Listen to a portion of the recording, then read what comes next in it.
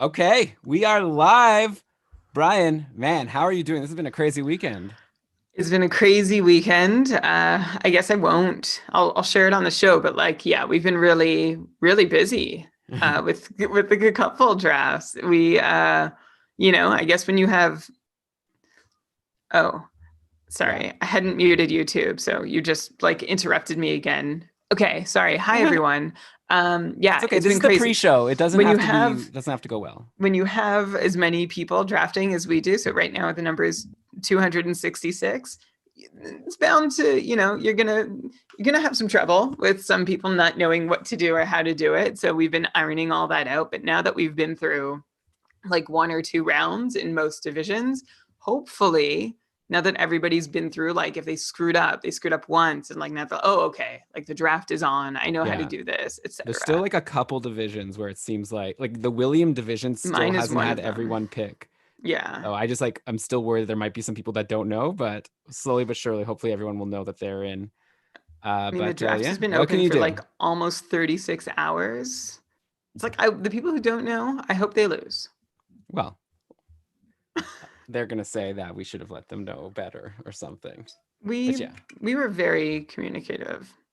There are I mean, when definitely I get some. invited to a league, I tend to look at the time that the draft is starting and sort of like look at the league settings and make sure that I'm prepared. But Yeah, we're all different. Everyone's different. especially yeah. It's gonna be fine. Everything's gonna be great. I Yeah, like some lessons have been learned. I'm yeah. taking notes about This is how our we first can. time doing slow drafts for the cupful, so it's a whole different animal. Yeah, we're learning. And you know what?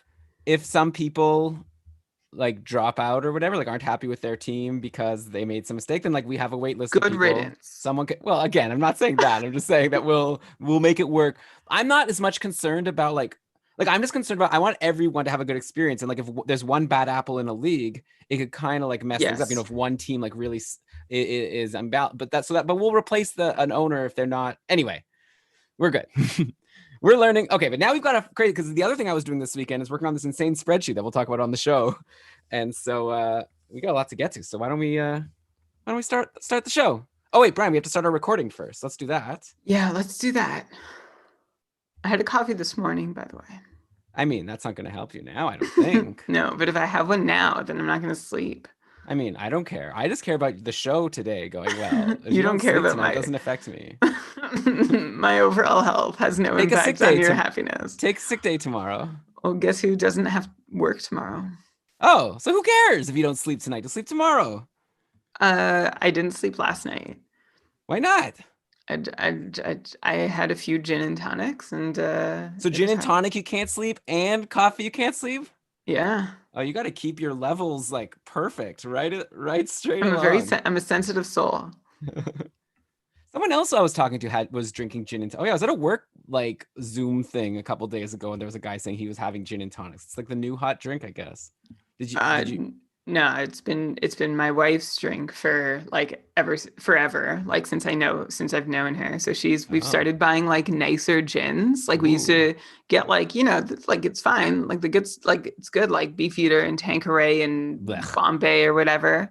But maybe. like now we've been getting like these artisanal like we had a couple gift cards for the LCBO, for those who aren't aware, is the Liquor Control Board of Ontario, the one and only. Is this risky like doing too much pre-talk? I'm good for it, but I don't want you to like fall Oh asleep midway no, through the I'm show good. because you're too Yeah, tired. let's get to work.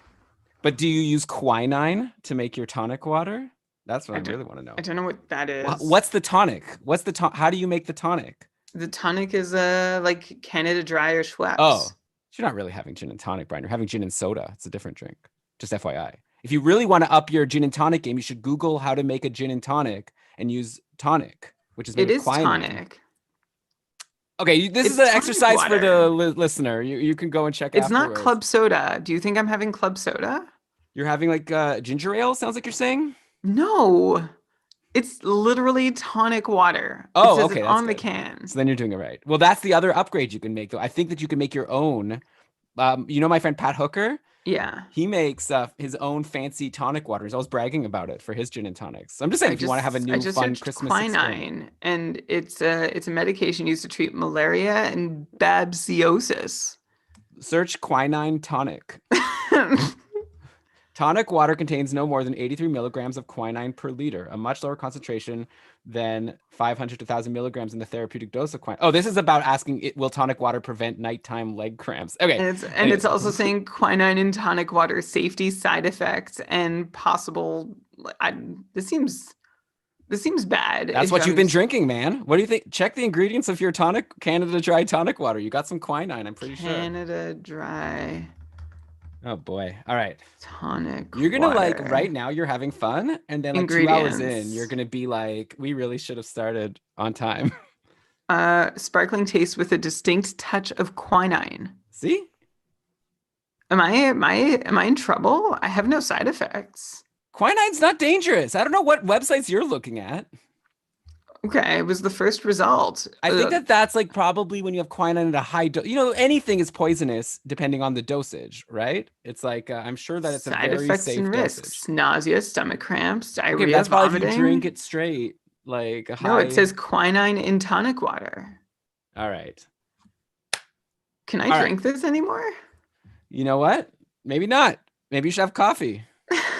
Train your body to be able to drink coffee to help you through podcasting, but still fall asleep. Ben called you a hipster for saying you needed to have your own custom made. I don't make it. I'm just saying you're buying like fancy gin. So I'm just saying if you want to upgrade, you've already upgraded the gin part. I don't think if you want your next project to be to upgrade the tonic part, it's just like a fun thing you can do. I'm not saying that you have to.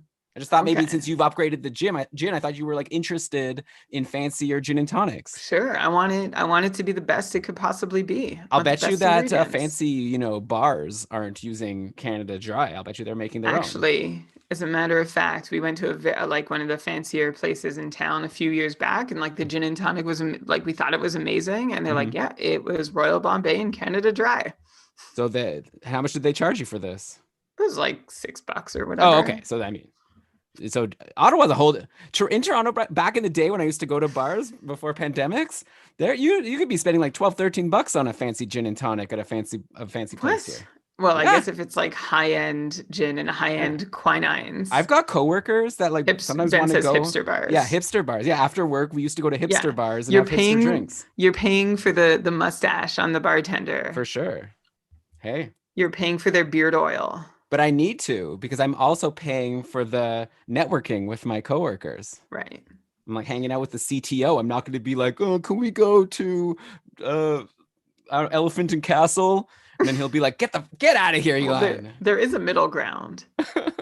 No, the middle ground. There's no middle ground. If the CTO says we're going to this place, you go along. You try to get a seat near him, so you get in his ear. Tell him your business ideas. Is that what you do? You share your business ideas with the CTO. No, but if I had one, I would. That's when you chat him up about how to run Keeping Karlsson. You know, the funny thing is most of my business ideas are just telling him which like coworkers I think aren't that good that we should get rid of. That's not a business idea. It's a way to improve our business. Get rid of this like bad developer. It's causing me a lot of trouble. Okay. Julio says it's pseudoscience. What is? The quinine scare. Yeah, don't worry about it. Gin and tonic's a very popular drink. I think you're going to be okay. Like, I think people would have been dropping dead a long time ago if tonic water was dangerous. Can't wait. Yeah. Okay. Right, so let's start the show? Sure it's fine. I'm going to waste my voice on the pre-show. Side benefit, if I ever have malaria, gin and tonic will help. Yeah. I mean, you'll go to the hospital and they'll give you what you need. You know which player I'm not going to draft this year? Who? Alan Quinine. Okay. It's very good. Thanks. Ready? Do you remember him? We didn't even start the recording. No. None of this is recorded, by the way, Brian. It's gone into history. That's for the best. Okay. So ready to count down? Yeah. Okay. 3, 2, 1, record. Recording.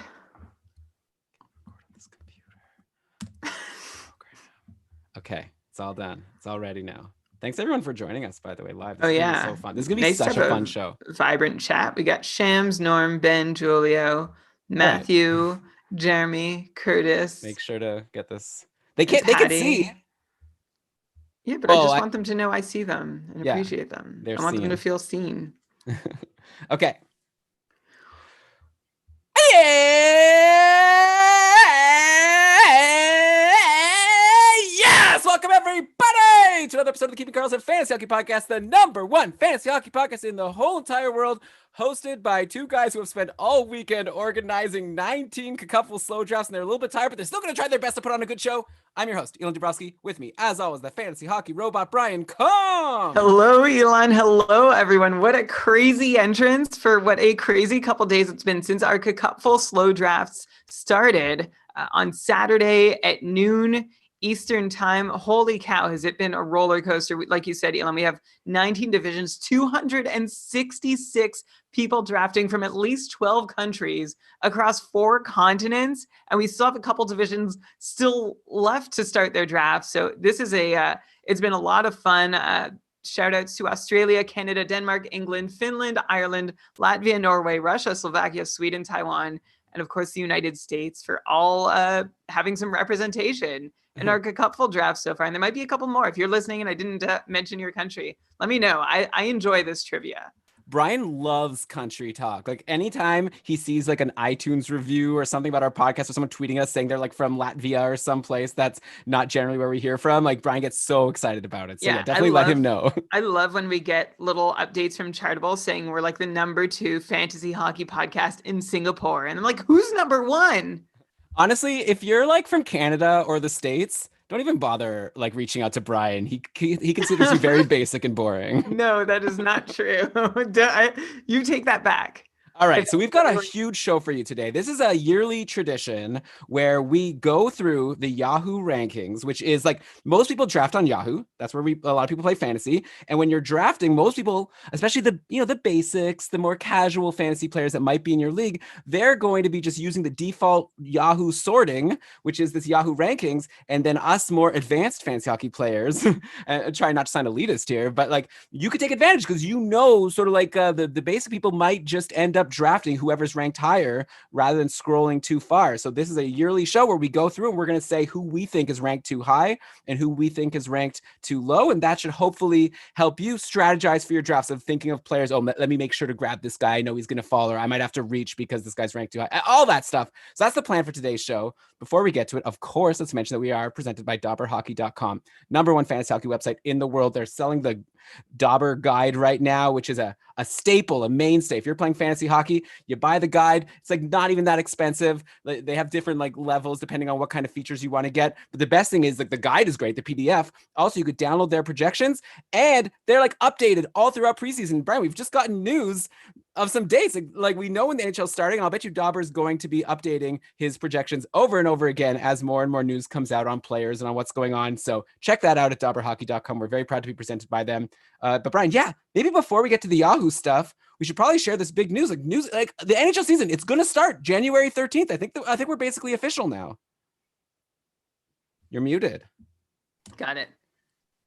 Yeah, January 13th is a huge potential day, assuming everything goes according to schedule, which, by the way, we got a few more details beyond the start date, just hours before recording that Elon, you and I are going to process and chew on and figure out what they mean for the cupful and fantasy hockey in general. But it's exciting to have a tangible date that we can set our sights on that also happens to be 2 very special people's birthdays. January 13th is also Connor McDavid's birthday and Elon Dabrowski's. Yeah. What a special day, January 13th, 2021 has the potential to be.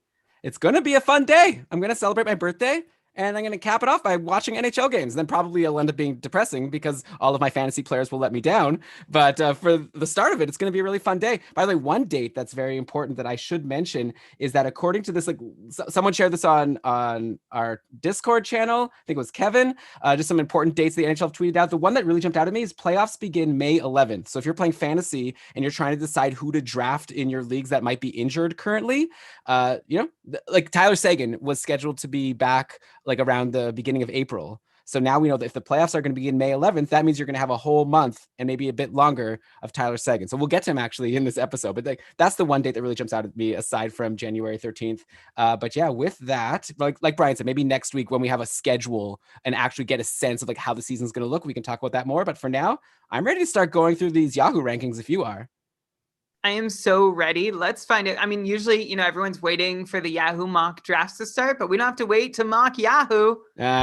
Very good. Yeah. So Yahoo, by the way, spoiler, they love the Tampa Bay Lightning. So we'll get to that. So let me give you a sense of like what we're gonna do here. I made a spreadsheet, okay, where basically I've got all the players ranked by their Yahoo ranking. Then what I did, if you recall, Brian, the patrons of Keeping Karlsson, we had a fun project where we crowdsourced projections. We got the patrons to come up with goals, assists, points, and power play point projections for a whole bunch of players. So that means that now I have projections plus for the other stats like hits and blocks and things like that, I just use some average rankings from previous years to get a sense of like what players will do in those peripheral categories. So I've been able to calculate ranking of players based on our projections. And that's what we're going to compare to the Yahoo rankings. I'm going to be pointing out which players like have a very different ranking on Yahoo compared to our patron projections. I'm using the cupful scoring format. So when I reference like we have this defenseman ranked second or ranked eighth or whatever, so that's for our scoring format, which is 4.5 points for a goal, 3 for an assist,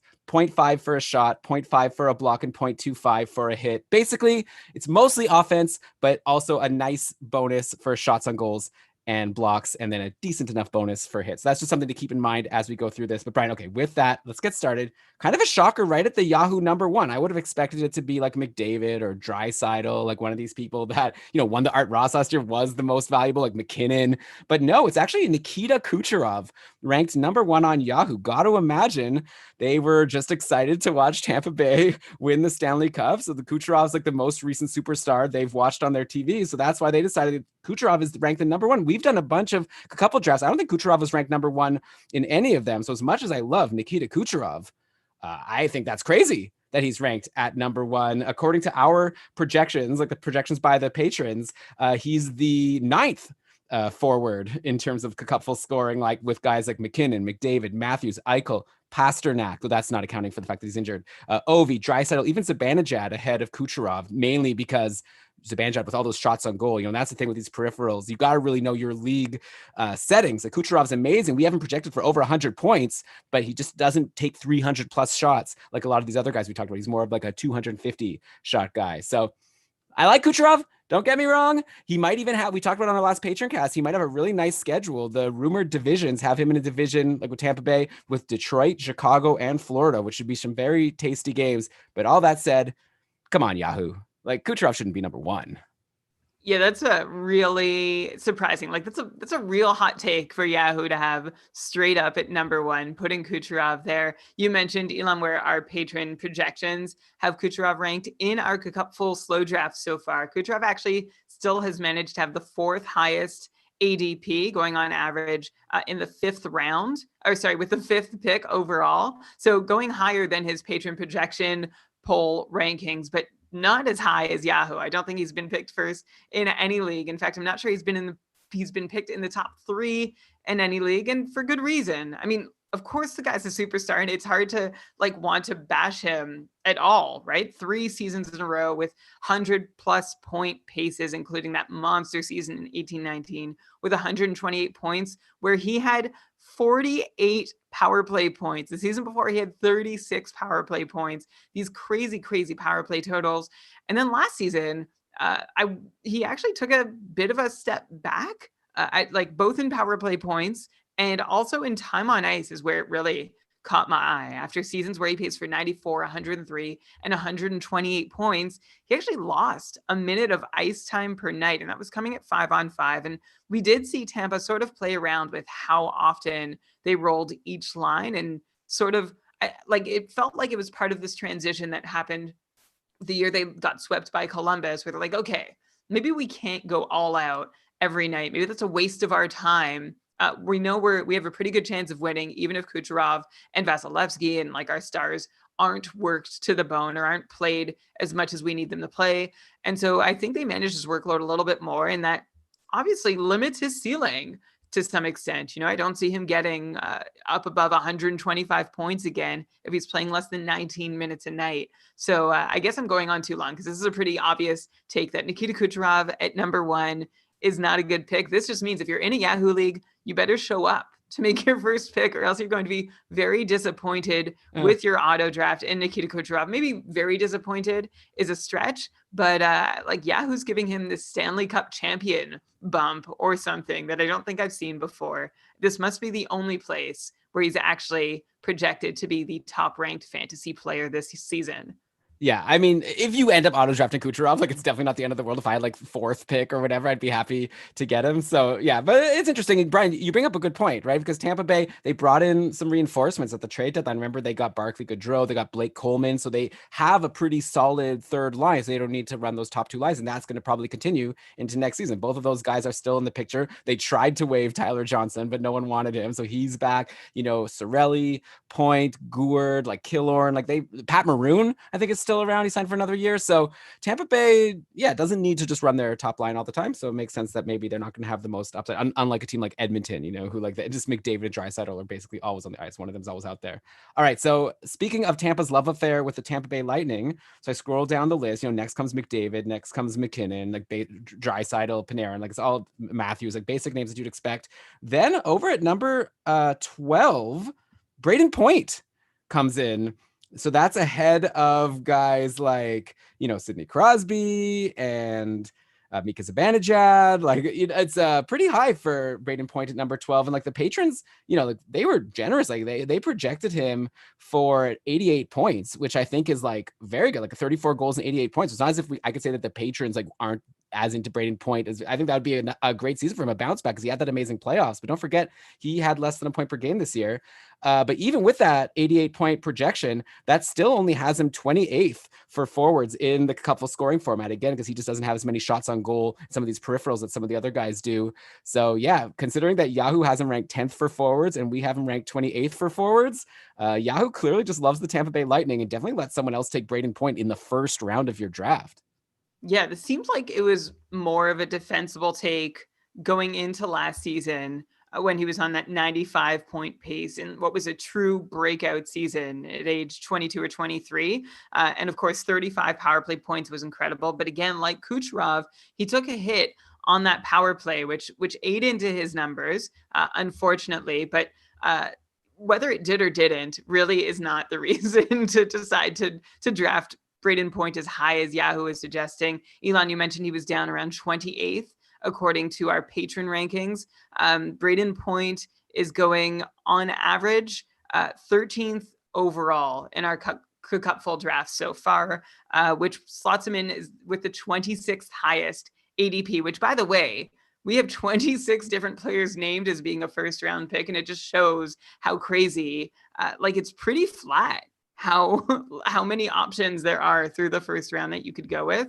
But Brayden Point is an okay one, but he's not someone I'm going to jump up and grab, and seems like another guy who's gotten this odd kind of bump just because Tampa won the Stanley Cup, which isn't known for being a thing that helps a player's fantasy value. Yeah. Also, I'm just going to add in, because I've mentioned the Tampa power play twice already this episode and how it affected Point and Kucherov. Point's IPP on the power play last year was not great, but it also was in line with his career numbers. Whereas I don't know if you remember, Elon, the season before was that season where he shot almost 40% on the power play. And so we expected to see some regression. And essentially we said, look, if he can grow to keep up with that 95 point pace without those power play points, that would be a really impressive season for Point to have last season. He didn't hit that mark. They still hope he will this year at the age of 24.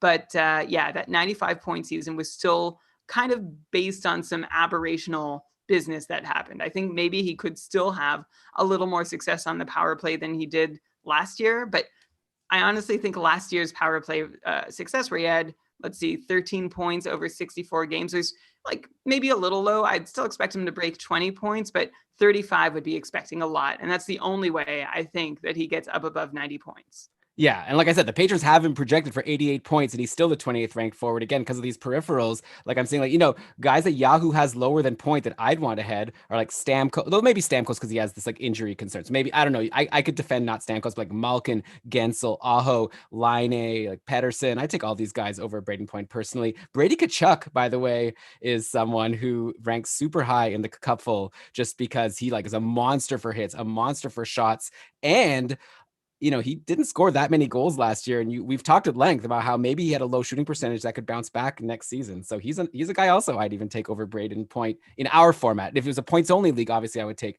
Brayden Point. Anyway, okay, so I'm going to complete the trio of Tampa guys I think Yahoo has too high, because they've got as the number one defenseman, 11th overall, Victor Hedman. So I mean, it's not like Yahoo totally blew it. Hedman's also awesome.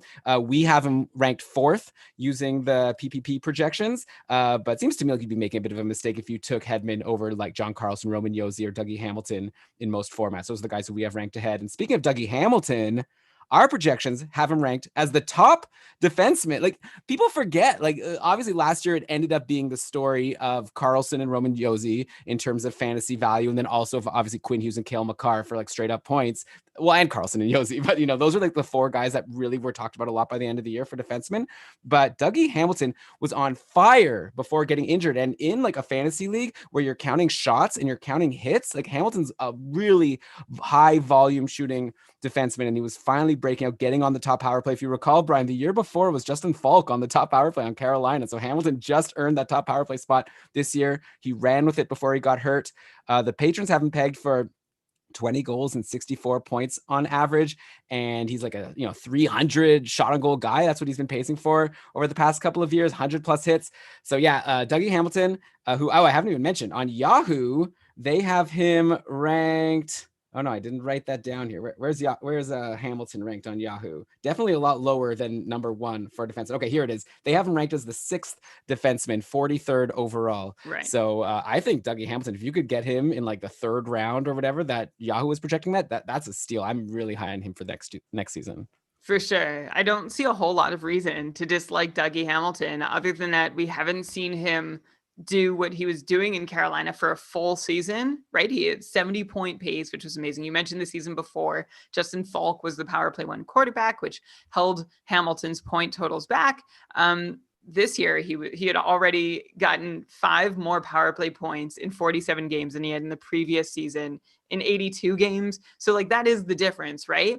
I also don't have any doubts. I don't want to position this like I have any doubts that Hamilton can keep up what he was able to do in the first season that he was handed the keys in Carolina to the top power play, and just like be unleashed and be Dougie. He actually kept his even strength numbers pretty consistent from year to year. Like, we didn't see anything new. This is just the fruits of getting that extra power play time. And he is a good enough player that we can count on him to keep doing that. I don't see that was a product of any big luck. So yeah, I would prefer him to Victor Hedman, who, let's remember, by the way, like, Hedman is a great pick, but he has this flag where in the last 5 or 10 games of the season, he was off the top power play in Tampa. And you're like, oh, well, that's fine. He was back in there, for the Stanley Cup, and that's what matters.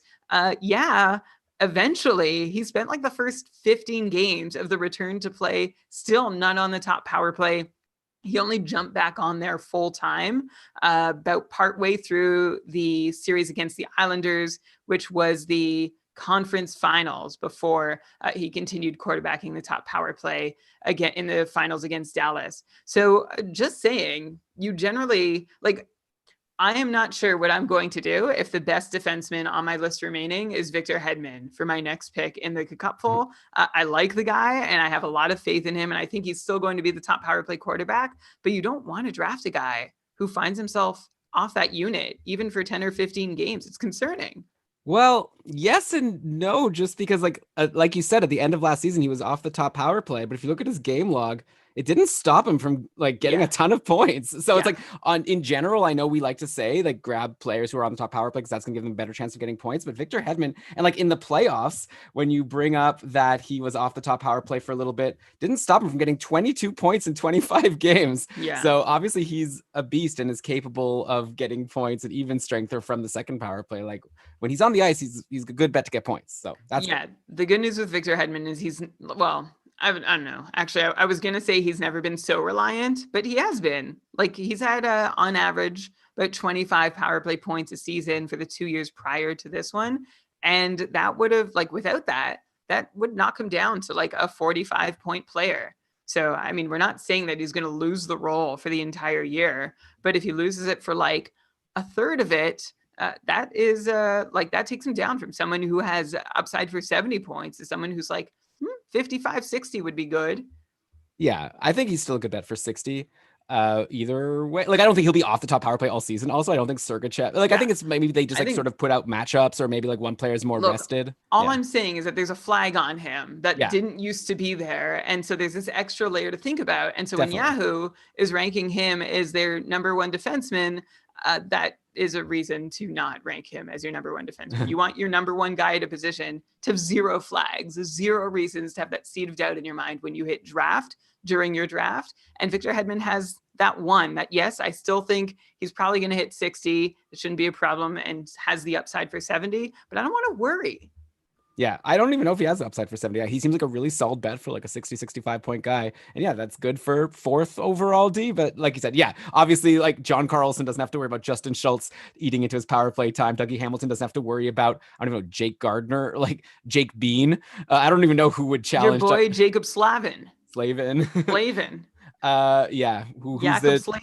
the challenger for Roman Josi? I guess Ryan Ellis. Yeah, it's not going to happen. So yeah, for sure, it's something to keep in mind. Okay, so obviously when I'm working down the list here of Yahoo's ranking, so a lot of the guys at the top are going to be players who we think they have ranked too high, and then by the end we're going to be giving kind of like sleepers, like players who Yahoo has ranked super like low, like some people like above 1,000 that I think might be worth looking at. But we're still guys who I think are too high. So these are players we like, but I'm going to say a guy who I think is too high.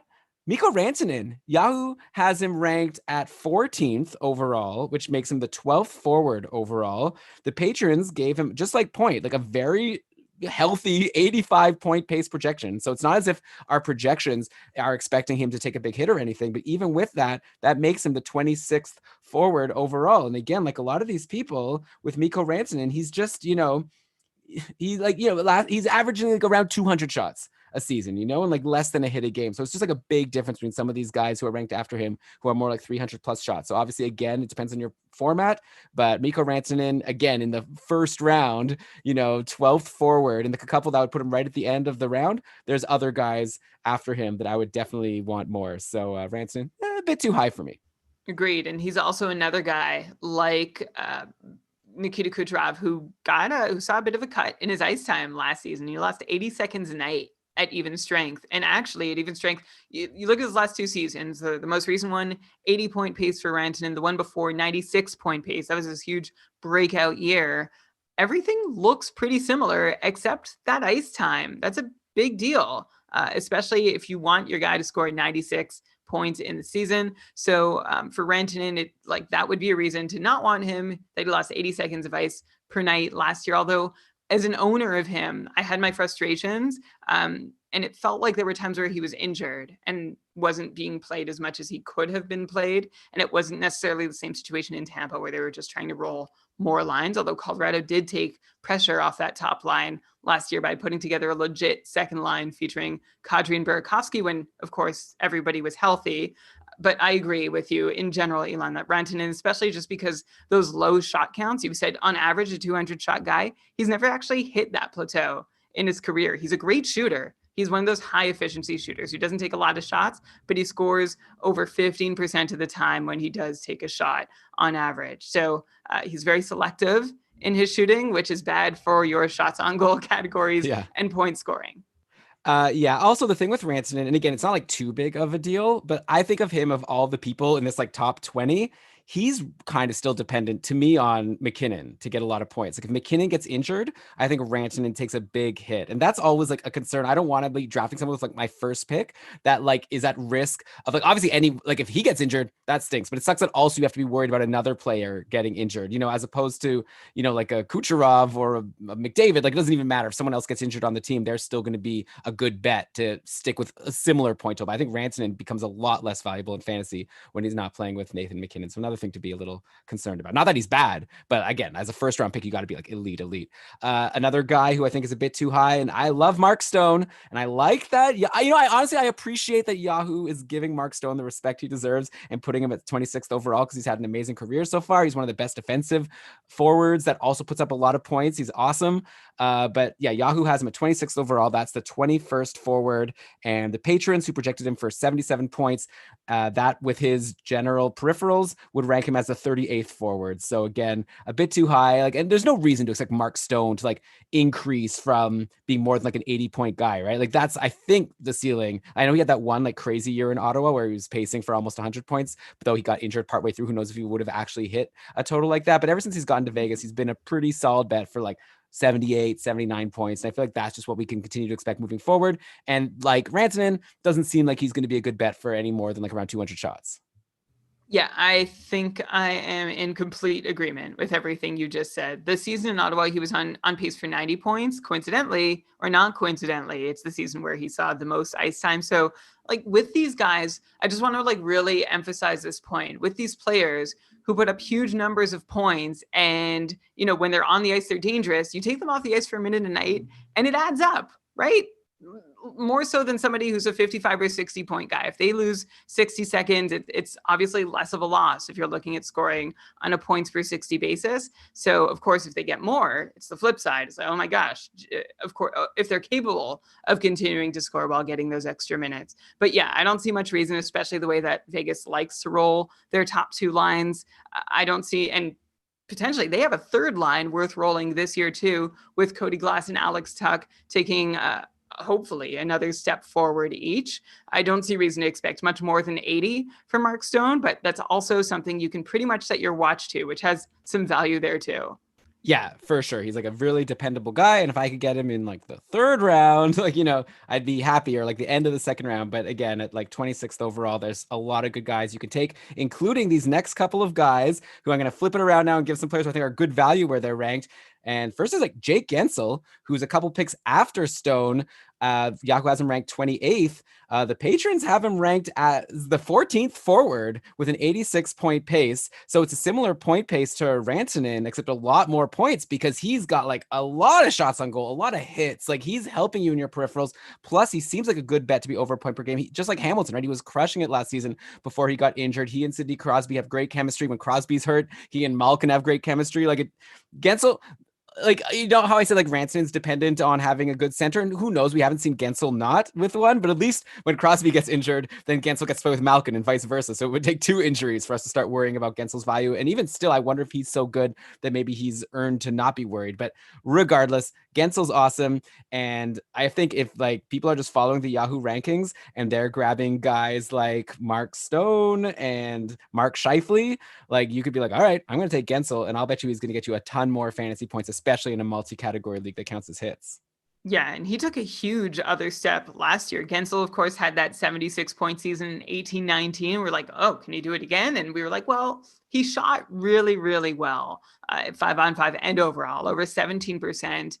The prior year, he had shot 10% at even strength. The prior year, in his first 40 NHL games, he shot over 21% when he all wowed us in his debut with 33 points in 40 games for a 68-point pace. Then he took a step back as a sophomore, broke out in his third year, and then built on that in his fourth year last season, pacing for 90 points while shooting 14% at 5-on-5, and Gensel on the whole shot 16%, and for the first time found himself getting pretty much full-time top power play unit duties, which was really nice to see. And that was a function of Phil Kessel leaving.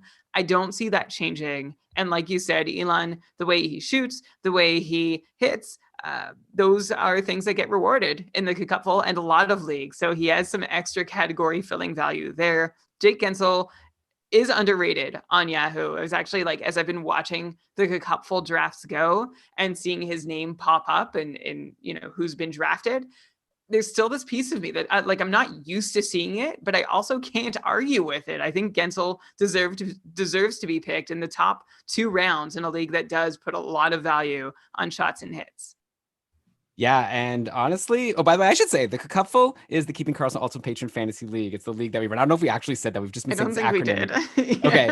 Also, I want to thank John Newhold for giving me a sheet of all the Yahoo rankings in a spreadsheet, which helped me build my spreadsheet. Otherwise, I don't even know how I would have gotten this because Yahoo doesn't have a way to download it. So yeah, some thanks there. Okay, another guy just like Gensel, actually like a very similar player in fantasy, like a winger that gets a lot of shots and a lot of hits. And I think Yahoo has underrated at this point is Patrick Laine, who was ranked at 31st on Yahoo. The patron have him as a 17th ranked forward. They projected him for 77 points, along with even more more shot. Well, I mean, the Patriots didn't rank shots on goals and hits, but like generally, Line has more shots than Gensel, more hits than Gensel. So even though he's been projected for a few fewer points overall, his fantasy value is pretty similar and definitely a 31st overall. Like Line is someone who, yeah, he had that weird year last year. Like he pays for 76 points. I don't think people realize that Line had a really nice bounce back year. He still hasn't gotten towards that 50 goals that we thought he might be capable of after his first couple of years, but that might still be coming. And even if he's just as good as he was last year, he's still better than 31st overall in a lot of fantasy formats. Plus,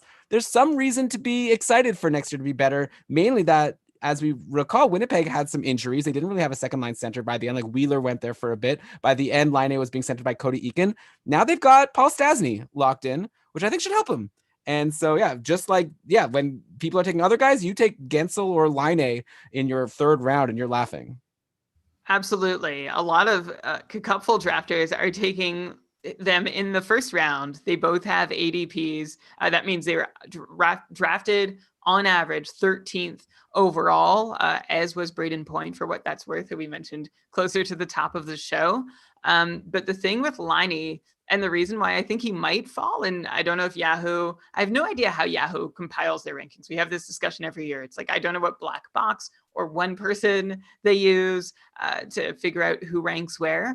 But Patrick Liney is really somebody who I think a lot of drafters and managers are biased against, just because of the way expectations have ebbed and flowed for him during his career. Of course, as a rookie, came in like gangbusters, 36 goals as a rookie, 44 goals in his sophomore season, and then took that huge step back after having 2 seasons with a 70-point pace and an 18% shooting percentage, took that huge step back, not with just a 50-point pace. He had 30 goals, which had been a career low for him at that point, and a minus 24. And the story, of course, was also that he didn't get that deployment bump that we were all like, how can you not give Patrick Liney more ice time because he's this burgeoning breakout star? He just showed himself to be really a huge defensive liability and someone that a coach couldn't trust to put out there. And so Paul Maurice didn't put him out there. So it was very refreshing in 2019-20 to see Patrick Liney play 19 and a half minutes a night, which was 2 minutes more than he'd ever played before. And his previous career high was actually in his rookie season. And the interesting part about Liney is that we've looked at his shooting percentages and wondered if they were sustainable at the start of his career. I mentioned that 18% shooting percentage he had in all situations. Last couple seasons, 12% shooting percentage. But the fact that he still managed 76 point pace and was on pace to easily break 30 goals, probably hit 35 goals, is a really great sign that we don't need to rely on this weird spike in shooting percentage, or what might have been a spike in shooting percentage. If Patrick Liney gets the ice time and gets the power play time, he's going to be just fine. And I think if it weren't for the crazy expectations and hype that he'd set for himself in those first 2 years, he would be ranked a lot higher across a lot of draft boards. And a lot of people just aren't ready to forgive him for that really bad third season. Yeah, and it was only like a really bad few months at the end of that season. He started crazy in that year. Also, Yeah. It's also interesting to point out that, Brian, like you say, that even if he settles in at a 12% shooting percentage, then he's still able to get you 30, 35 goals. But also another way to look at it is that he's shown that maybe he is going to at some point have another big year where he gets back to 18 shooting percentage, which isn't sustainable. But if he could hold that for a couple of months, maybe all of a sudden we're looking at a 50 goal season, which then obviously the following year we'd be doing our projections saying we don't think he's going to be able to do it again. But he's someone who has that upside if he gets a bit of shooting luck. So I love Line way down at 31st. Yeah, a lot of managers were burned by him in 18-19. He was going in the first round of drafts, second round at the latest. People didn't even feel like they were reaching. They're like, oh, this guy's 50 goals, 90 points, easy. And I mean, we were on that train to some extent too. It's time to forgive Patrick Liney for whatever he might have done to you that season, and count on him for 35 goals, 80 points. And like you said, Elon, that might just be a starting point. There's still that unknown upside that he could do even better. Yeah, and keep in mind, Danny in the chat here is saying maybe Line is not going to have an increase. He's giving some reasons, he was more on the top line last year. The Patrons only projected him for 77 points, which is similar to what he did last year, and that still ranks him as a 17th ranked forward with his peripherals. And Yahoo, again, I said, has him as 31st. So we're giving reasons why maybe there's reason for more, but even if he just is the same as last year, that still means Yahoo is underrating him.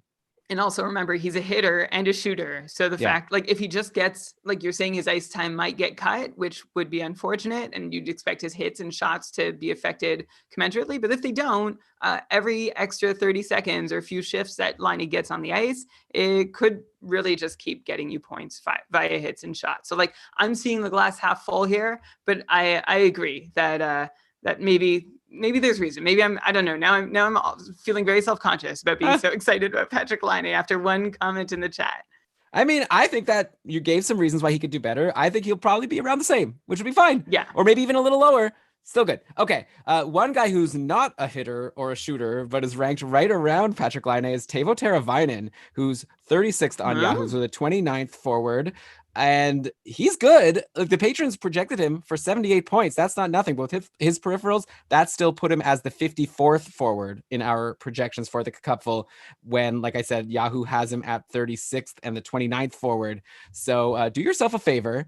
And when you're looking at Teravainen at the top of your list, maybe go for one of the guys ahead of him, like a Matthew Tkachuk or a Steven Stamkos, who's ranked at 39th, who, like, holy cow, like, I'm not even gonna ask you to talk about Teravainen. I feel like he's a really solid bet for like 75, 80 points, like, and not many peripherals. So like that, he's just ranked too high in a multi-category league. For a points only league, maybe he's in the right spot. But Steven Stamkos at 39th, like, I know he underwent a surgical procedure to repair a left-sided lower abdominal core muscle injury after the playoffs. And I think that's why some people are fading him a little bit in drafts and letting him fall because they're worried. But I see a tweet that is linked from Roto World, the last thing about Stamkos, by Joe Smith. And here's a quote: "Team expects Stamkos will make a full recovery prior to the start of next season." So I haven't heard anything since. So my understanding is he's fine. Maybe he's not. Maybe, like, before your draft, do a final check for the latest news on Steven Stamkos. But assuming he's healthy, that's too crazy. Like, 39th, like, this guy could be a first round pick, right? He, like, is good, like, amazing for shots. He's above a point per game almost for sure. You know, playing with Kucherov, like, how could he not be? Like, he's Steven Stamkos. Come on. Yeah, above a point per game is putting it lightly. 90 points or higher in each of his last 4 seasons, the range being between 90 and a 98 point pace. This is a guy who had a really strong start to his career, and there's a bit of a valley for a few seasons where we weren't sure what to make of him. But in 16-17, well, actually, Stamkos missed a huge chunk of the season, but started with 20 points in 17 games. And then he actually did continue being outstanding, 17-18, then 18-19, then 19-20. So yeah, Stamkos is another guy who I feel like hasn't quite recovered from failing a lot of people's expectations once upon a time, but he's been doing what he's doing in a way that seems sustainable enough that it's long past due to forgive him. And anybody still holding a grudge, or, like, I guess the injury thing, yeah, I think that's reason to be concerned. Like, that would be a reason to worry. Like, if he comes back and it takes some time for him to get up to speed, it's a short season, 56 games. If he's finding his legs for 15 or 20 games of that, that could be really harmful for your fantasy team, depending on the format of your league and how long you can afford to suck with Stamkos on your roster. So that would be a flag to consider when drafting him. But a fully healthy Stamkos should be a fully amazing Stamkos who's capable of at least 90 points, huge power play contributions, as you mentioned, Elon, huge shot totals too. So yeah, I am a big fan at reaching, quote unquote, for Steven Stamkos in your Yahoo draft when he's ranked 39th there. Yeah, and I mean, I disagree with you about how, like, I don't know, like, Yahoo potentially, like, dinging him because he had a couple bad seasons like 3 years ago. Like, I'm pretty sure last year he was ranked a lot higher. I think it's mainly because of the injury concern. And Shams brings up a good point in the chat. Like, he's just concerned because not only, like, he may even not need to get his legs under him, but maybe he's a bigger risk for injury. Maybe he's like an Evgeny Malkin or someone at this point who you have to, or Bergeron. You know, you're a little bit worried that he might not be durable enough to, stick around the whole season. So that's, so you're taking a bit of a risk, but you have a big reward if he does play. Correct me if I'm wrong, Elon, but I wonder if the way Shams is feeling is also connected to, like, how cloudy, like, if I'm remembering this right, it was always murky where Stamkos' health was. Like, I remember drafting for our Keeping Karlsson playoff pools, and every round it was like, oh, should I draft Stamkos? Oh, is Stamkos healthy now? And it just didn't feel like we were ever really getting clear info about where he was in his recovery. Then, of course, he came back, played like 4 minutes in that one game, scored a goal, which was really exciting, but might have set him back again. So just it's been a long time since we've had a clear sense of how healthy Steven Stamkos is. And I understand why that might linger on the mind of some people who have him at the top of their list when it's their turn to pick. Yeah, so I don't know. We can't predict what's going to happen with his health. Obviously, if you have some time before you're drafting, a couple they're drafting now, so he's already been drafted. You just got to hope for the best. Hopefully, we'll get some more news as the season approaches about his status before you draft. And if not, I don't know. You have to decide if you want to roll the dice. Like I said, big risk, maybe potential. Not big risk. I'd say moderate risk, huge reward. So you got to weigh that against whoever else is available. I definitely take him over Teuvo Teravainen for what it's worth with a couple scoring format. Okay, so back to looking at peripherals. I've got a couple Canucks here. This one, I'm ready to potentially get some hate mail. So you could tweet at me at Brian Com if you have any concerns with what I'm about to say. But Quinn Hughes is ranked as the 5th D on Yahoo, and the patrons have him ranked as the 18th ranked D-man using Cupful scoring, and that's with a 66-point projection. And so I guess, Brian, you could let me know if you think maybe the patrons are being too low on him with only 66 points, but like really, like what are we expecting from this guy? Like a 90 points or something? Like he's amazing. I think he's a good bet for like even 70 points. I'd be taking the over on 66, but like the guy, unfortunately for Quinn Hughes, like his peripherals were really bad last year. Like we're talking, he paced for 150 shots, 8 hits, only 55 blocks. Most defensemen are like at least over a block per game. And like with these projections where I say I gave him 18th ranked defenseman, that's even giving him like a bonus. Like I put him here for like 178 shots, 43 hits, 85 blocks. Even with that and a 66-point projection, he's still not ranking high because our scoring format gives a lot of weight to shots and hits and blocks, right? So the points aren't everything. Plus, a lot of his points come from assists, which we rank lower than goals. So obviously, this really depends on your scoring format. Again, in a points-only league, I'm totally cool with grabbing Quinn Hughes as the 5th defenseman. But if you have a multi-category league, let someone else take him because he's like below replacement in a lot of these categories outside of points. For sure. I would happily trade off 10 points and take a 55-point defenseman who has healthier peripherals over Quinn Hughes. And again, this is not to make any Canucks fans mad. We totally respect and appreciate all that he can do offensively, and that is his bread and butter. And like, Elon, I know you didn't mean to frame it this way, but you said his peripherals were bad. They're bad for fantasy. This is the game that Quinn Hughes plays, and it works for him, and that's fantastic. But for your fantasy team, it's not so fantastic. We also talked about Elias Pettersson a couple shows back and how like where we were setting our expectations for him. And I sort of aired the concern that he's been so good. How much better can he be? And of course, the answer is he can be better, but how much room for growth is there? So for me, I would be, if I'm looking at drafting Quinn Hughes and seeing no peripherals, I'd be like, okay, if he's above 70 points or 75, that would be incredible and maybe give me a little more reason to draft him. Except I just don't know that upside is there this season or in the future. Like, let's continue seeing what Quinn Hughes has to offer.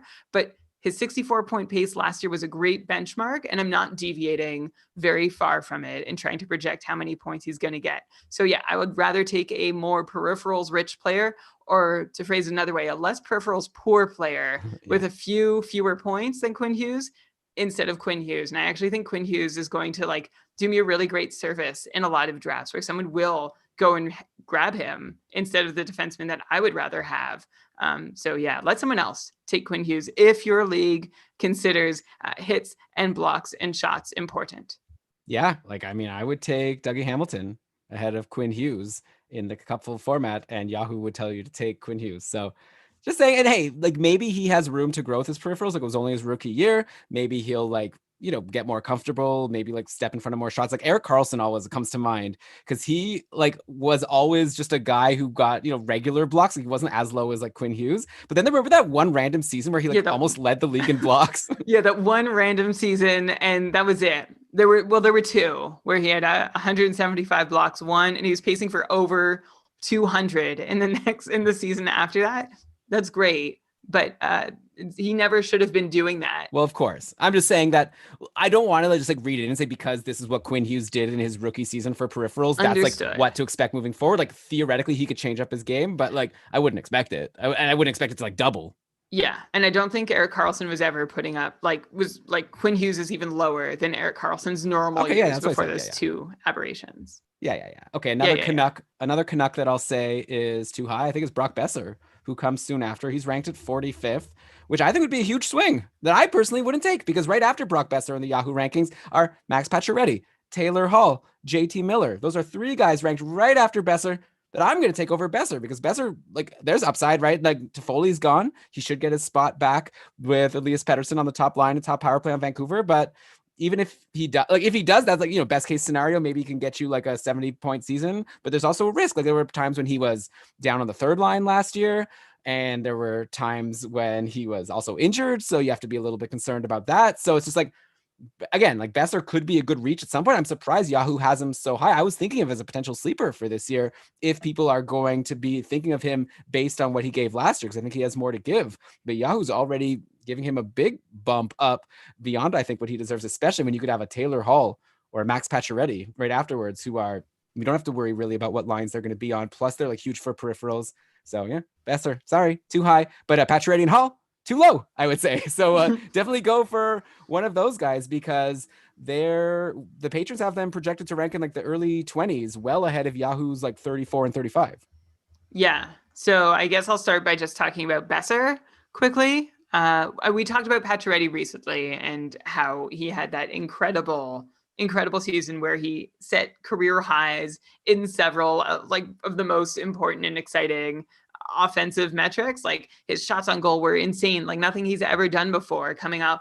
I said I was going to talk about Besser first, and here I am talking about Pacioretty. But no, I believe in Pacioretty. I believe in Taylor Hall. Brock Besser has a couple red flags. And the biggest one, of course, is how he was treated by his coach last year. A really great way to visualize a player's deployment over the course of the season is if you head on over to hockeyviz.com. No surprise, HockeyViz has great visualizations. But last year, Besser was getting his normal like top line deployment, and then around about game 30 or 40, just fell off a cliff. And you're just like, why did that happen? And the reason, like, we had all kinds of reasons. We were trying to sort through what each one meant and when he'd get another shot at playing big minutes with big players. But the fact that it happened and it was sort of corrected during the playoffs is just concerning for me. And you have to wonder if the Canucks are going to consider doing that again. Also, while I'm on HockeyViz, I'm also seeing his isolated impacts, which show how his team was affected while he was on the ice. And it wasn't great on offense. In fact, it was his worst season yet. His team did worse to the tune. I'm not going to even give the number, but his team did worse by a reasonable amount offensively when he was on the ice. So that is not good for Brock Besser, and I would definitely not pick him ahead of Pacioretty and Hall. I agree with you that Yahoo has him too high. Still a very exciting player, right? He had us drooling after his sophomore year in 2018-19, where he's pacing to break 30 goals, 67 points, was probably going to hit 250 shots or come close to it. And then, last season was still pretty good. It just had that deployment flag. So I just don't want to end up with Besser on my roster if he's going to suddenly get tons of minutes taken away and his line mates taken away too. It was painful for anyone to hang on to it for long stretches, and I just don't want to be holding the bag if and when it happens again. Well, I mean, I'll take him on my roster, just not with my like third round pick, yes. Especially if I have Taylor Hall available. So it's all about, value over replacement and all of this. And right now, I think it's just a bit too high, like you said. We have a question from Adam in the chat about Pacioretty. Thoughts on his horrible playoff point totals? It's worth pointing out that, yes, we ended the playoffs with 8 points in 16 games. I already know Brian's answer is going to be like, don't worry about the playoffs. Yeah. It's just a weird thing. This was like a weird playoffs beyond even normal playoffs. Also, like, he sort of slowed down midway through. So who knows if he had some nagging injury. Like, he only had 1 assist in his last 1, 2, 3, 4, 5, 6, 7, 8 games. So the first 8 games, he had like 7 points. The last 8 games, he only had 1 assist. Don't forget also, a few of those games were against Vancouver, where Thatcher Demko was like stopping every single shot. And then against Dallas, I don't know. Like, it's not even worth digging into it. I don't think. Like, I think we have a big sample size of Pacioretty last year, and he was awesome. And obviously Vegas lost in the playoffs and didn't score any goals in those last 3 games against Vancouver before even getting into that Dallas series. So hard to read too much into that. So I think that's the answer, unless you want to say anything else about that. No, I don't. But I do just want to revisit Besser really quickly. I know you don't think I need to, but I also fear I came off too negatively about him. That like I gave the glass half empty version, the glass half full version of Brock Besser last season was he was on a 79-point pace with 43 points in 45 games through his first 45 games of the season. And then I wonder if I'm being too affected by recency bias here because he finished his season with 2 points in 12 games. And I just remember the questions coming fast and furious to us. Can I drop Brock Besser? Can I drop Brock Besser? He did better in the playoffs, but was still sort of hit or miss in terms of how often and how well he produced. But I just don't want to ignore it. What seemed like a pretty sustainable 80-point pace over the first 45 games of the season. So I don't know what to expect, and that just makes me concerned. Okay, Brian, don't worry. The Canucks fans are nice. Well, I already disparaged Quinn Hughes. I didn't, but I fear it could be taken that way. So I just want to, I'm a glass half full, sort of. No, I'm the wet blanket. Maybe you need to close the chat room. You're doing great, okay? We got a lot of players to get through. By the way, the patrons projected Besser on average for 66 points. That would be good. That'd be a good season. And I'll take that. So next guy I wanted to bring up, ranked by Yahoo at 56, is someone who I think would be a top 5 guy if it wasn't for the fact that he's projected to miss a month. And that's, of course, David Pastrnak. Like a couple people who didn't show up to their couple drafts and they ended up auto drafting David Pastrnak because Yahoo just has the players, Fantrax has the players ranked the way we set it up based on their couple points from last year. And obviously Pastrnak was one of the top guys, even though he missed a little bit of time. He's like going to miss a little bit of time, but if you're in a league that's like head to head, or even if not, and you could stash him in your IR, like this guy, he's going to be back. He's not like out for the season. And David Pastrnak, once he's back, I don't see any reason why he won't be once again a top 5 guy in fantasy. Like, again, I looked on Roto-World to see the latest update on Pastrnak. The last thing I saw is that the coach Cassidy said, talking about Marchand and Pastrnak, so they're on schedule. They may even be ahead of schedule for all I know. And that was when Pastrnak was projected to be back around mid-February. So if, let's say, he goes all the way to mid-February, then you're missing a month of Pastrnak time. And again, the season's supposed to go until like May. So, so you're still going to have February, March, April. You're still getting like 4 out of 5 months out of this guy. And he might even be ahead of schedule. Like, he's young. He's a beast. Like he could heal. These people heal faster than you expect. Brock Besser, remember how he healed last year so quickly? Like, I'm just saying. Yeah, I mean, I'm just saying that, like, I would, maybe I'm not taking David Pastrnak in the top 5 just because you want to bump him a little bit for that injury. But if you're at the end of your first round, and especially if you're like confident in yourself that you're a good fantasy player and you can manage riding the waiver wire, you got this extra spot. Sometimes there's always like some fun players at the start of the year that no one drafted. And then we're talking about keeping Karlsson, like, oh my God, grab Victor Olofsson right now. He's amazing.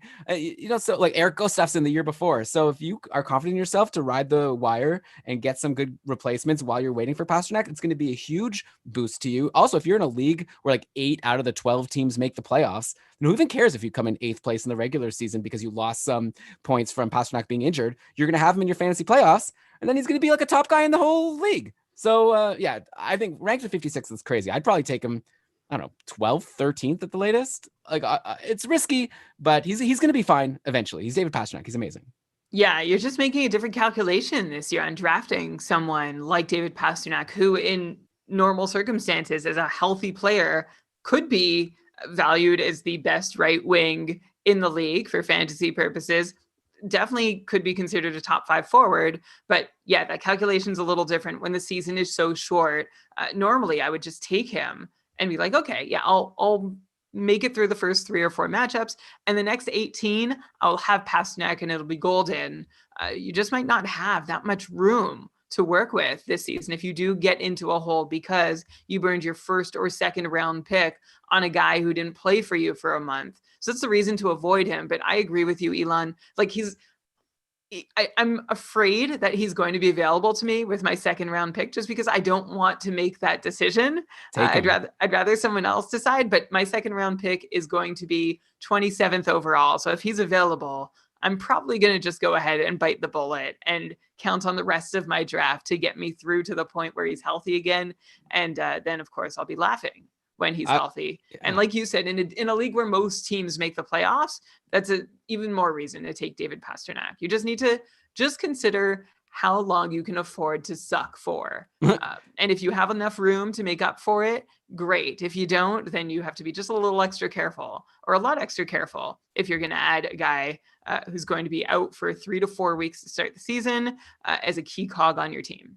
Yeah, and maybe, but again, I don't know. I have this feeling that we're going to get... Yeah. What's your feeling? Well, Bruce Cassidy said that he thinks they're ahead of schedule. I've seen other times Pasternak's been injured and he's come back ahead of schedule. I don't know. We'll see. Like, I'll bet you, I'd be willing to bet you that there's going to be some update on him before the season starts, and they'll be like, he's like 2 weeks away. That's just a hunch I have. And then he'll be like back by like February 1st or like February 6th or something. This is always what I hope for a player. This is like the opposite of Dave Betton on Stream Scheme when he predicts which players are going to get injured with no basis for it. But I have a basis. Bruce Cassidy said that he's seeming ahead of schedule, so I have some basis. But anyways, okay, we're on the same page. We know Dr. Bruce Cassidy. I mean, I'm assuming he talked to the doctor. I don't think he just like did his own examination. Okay. Obviously, we're going to be doing, I don't know if this is obviously, I just like to say the word obviously. We're going to be doing a show very soon that we do every year called Schmore Goalies Board, where we're going to talk about goalies. So we're not going to dig into goalies right now. We're going to have a whole show where we're going to go over every single goalie and try our best to put them into tiers and fail miserably. But I'll point out a couple that seem out of place. Philip Grubauer and Ilya Samsonov are ranked as the 8th and 9th goalies, which I don't know. It's hard to say. Like, Grubauer's got Francouz in the way, that maybe they'll split time. Samsonov is new. Like, he could be great, but like, you know, he's never been a starting goalie before. By the way, this has Lundqvist. Yeah, no longer has Lundqvist, which is a good thing. Or but some people are saying that's good for him because he's going to play more games, but also might mean that he'll get rode harder and have to play ridden harder. Yes, thank you very much.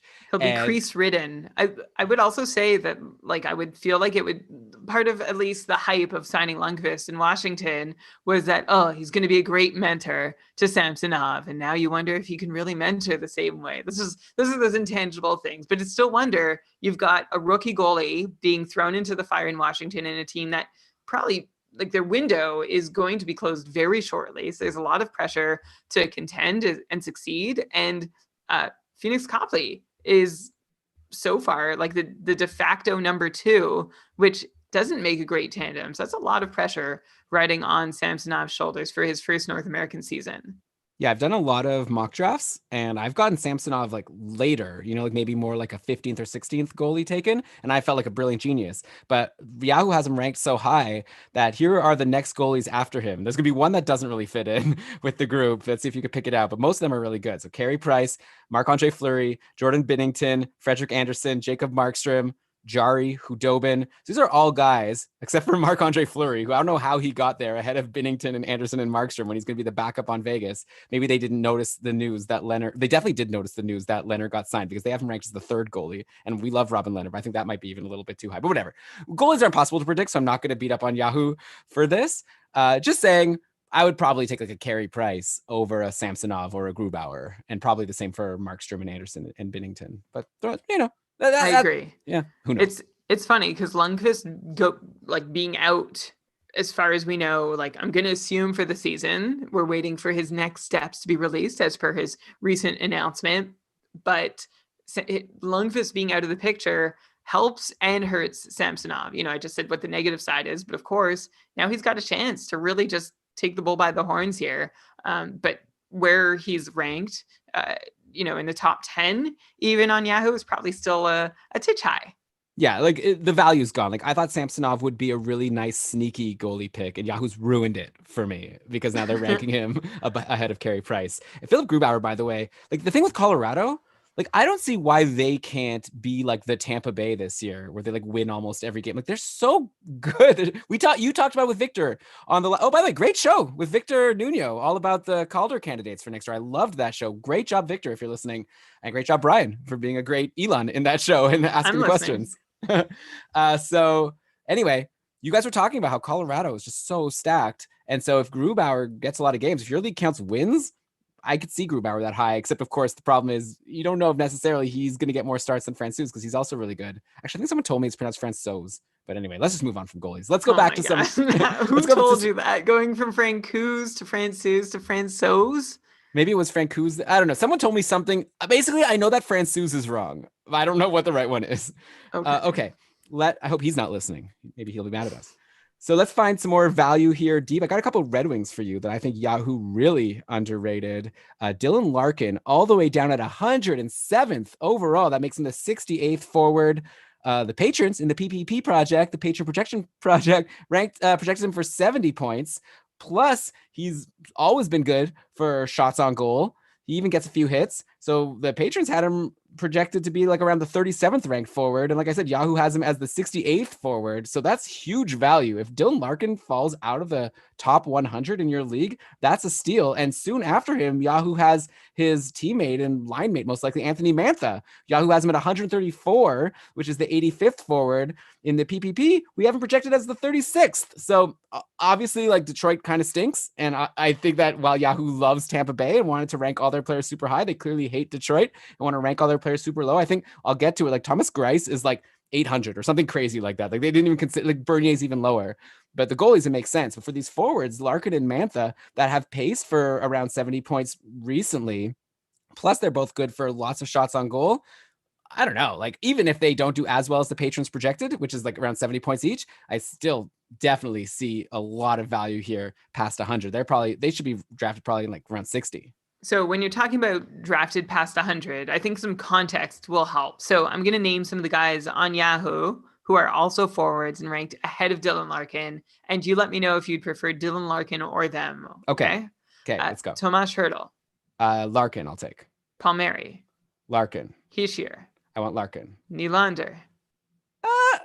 You're talking about William Nylander? That one's close. That one's close. Okay, Bo Horvat. Larkin. Timo Meier. Meier has a lot of shots, like, and he has that upside, so I could see that going either way. Okay, so interesting. I don't know if I would have taken Larkin over all the guys that you did, but I don't feel like, looking at the group of players in front of him, he's that wrongly rated. I mean, I'm just going by, Brian, comparing what the patrons projected for these guys. Like who's the player who you think, like, Hischier? I know you love Hischier. By the way, I would take Larkin over Hischier. Yeah, the patrons have him projected for 57 points. But I wouldn't take Larkin over Nylander, and I don't think I'd take him over Hertl or Meier.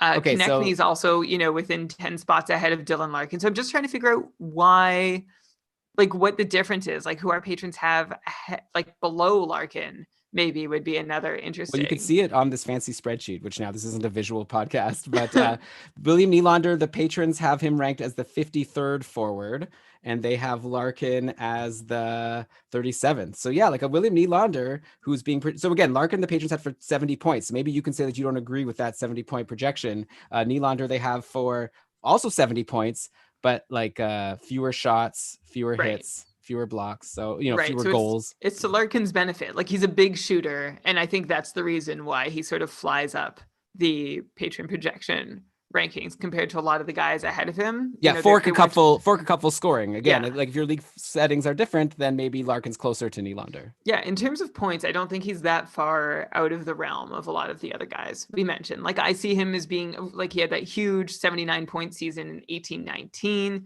and then just a 61 point pace in 2019-20, playing similar minutes, but just on a team that was getting filled in, night out.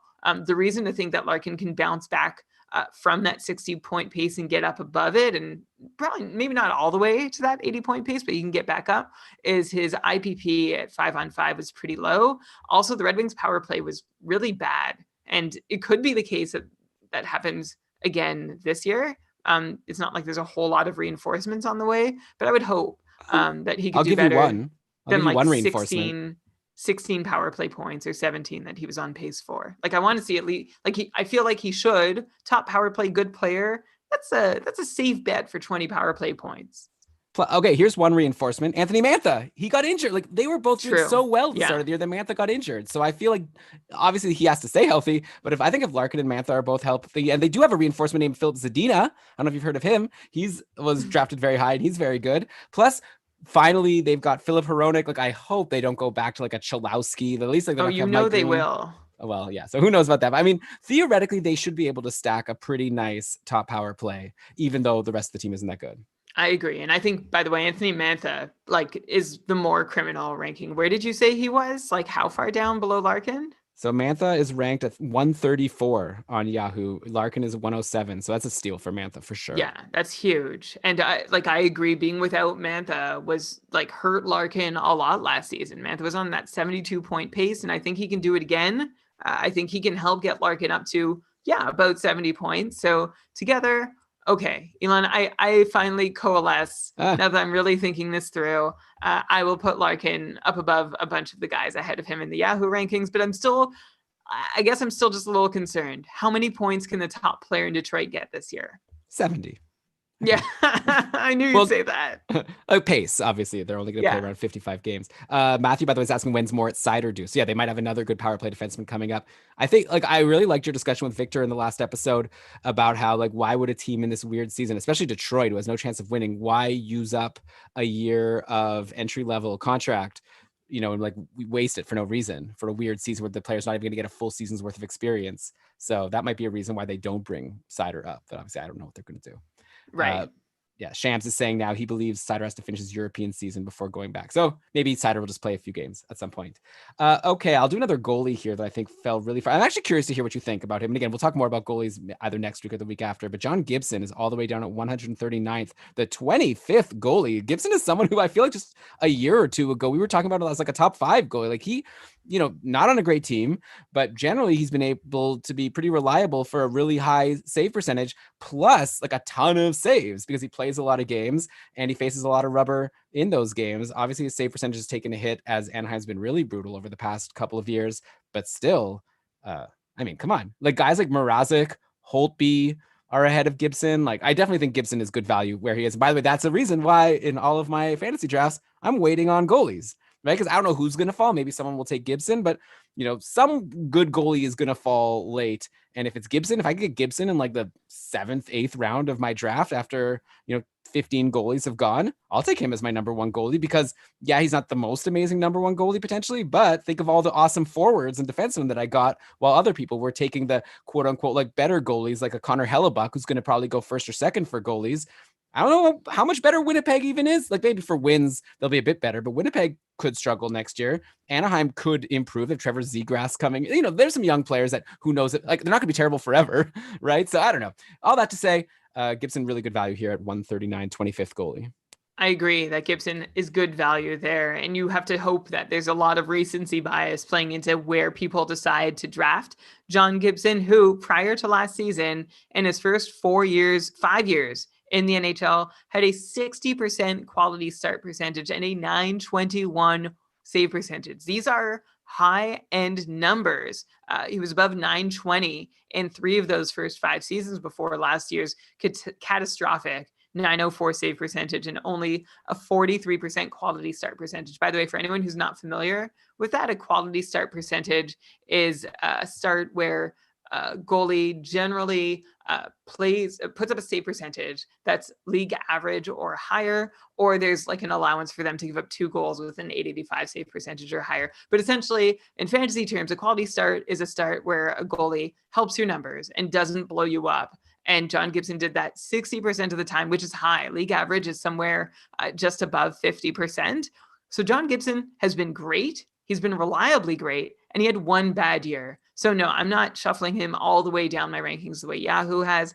Although I do see the reason that he did badly last year, in my mind, was because of all the adjustments that were being made in Anaheim, new coach, new system, and so many players really trying to become a unit for the first time. Also, not very many good players in the picture. You have to imagine some part of that is still going to be true this year. So there's reason to temper your expectations from him getting up above .920 again. But at the same time, you have to think there'll be a little more comfort with the team as a whole. And that's going to help Gibson have a decent season. And you look at their top 3 defensemen, they're pretty good. Still, Cam Fowler, Hampus Lindholm, Josh Manson. After that gets a little dicey. You've got Shattenkirk, Jacob Larson, Cody Curran, and Christian Juice. So you've got 3 guys in the top 4, and then a bunch of other guys who are more or less bottom pairing defensemen as far as we know. But I am hopeful that Anaheim can get their stuff together enough to help John Gibson at least put up a league average save percentage again. Right. Yeah. And make a ton of saves along the way, which is also the headline here. Yeah, obviously, like we will not ever say that we think we can predict what will happen with goalies, but I think he's a good bet. And like we'll have to see what happens. Like not every team that was bad last year is going to be bad again this year. Like that very rarely happens. So one of these bad teams should improve and surprise us. Yeah, obviously I'm not going to jump out and say it's going to be Anaheim, but you have to think they were pretty close to rock bottom last year. You have to hope anyway. Elon, here's a piece of trivia for you. Hit me. Who is John Gibson's backup? Well, Ryan Miller is not signed, so I don't know. I don't even know.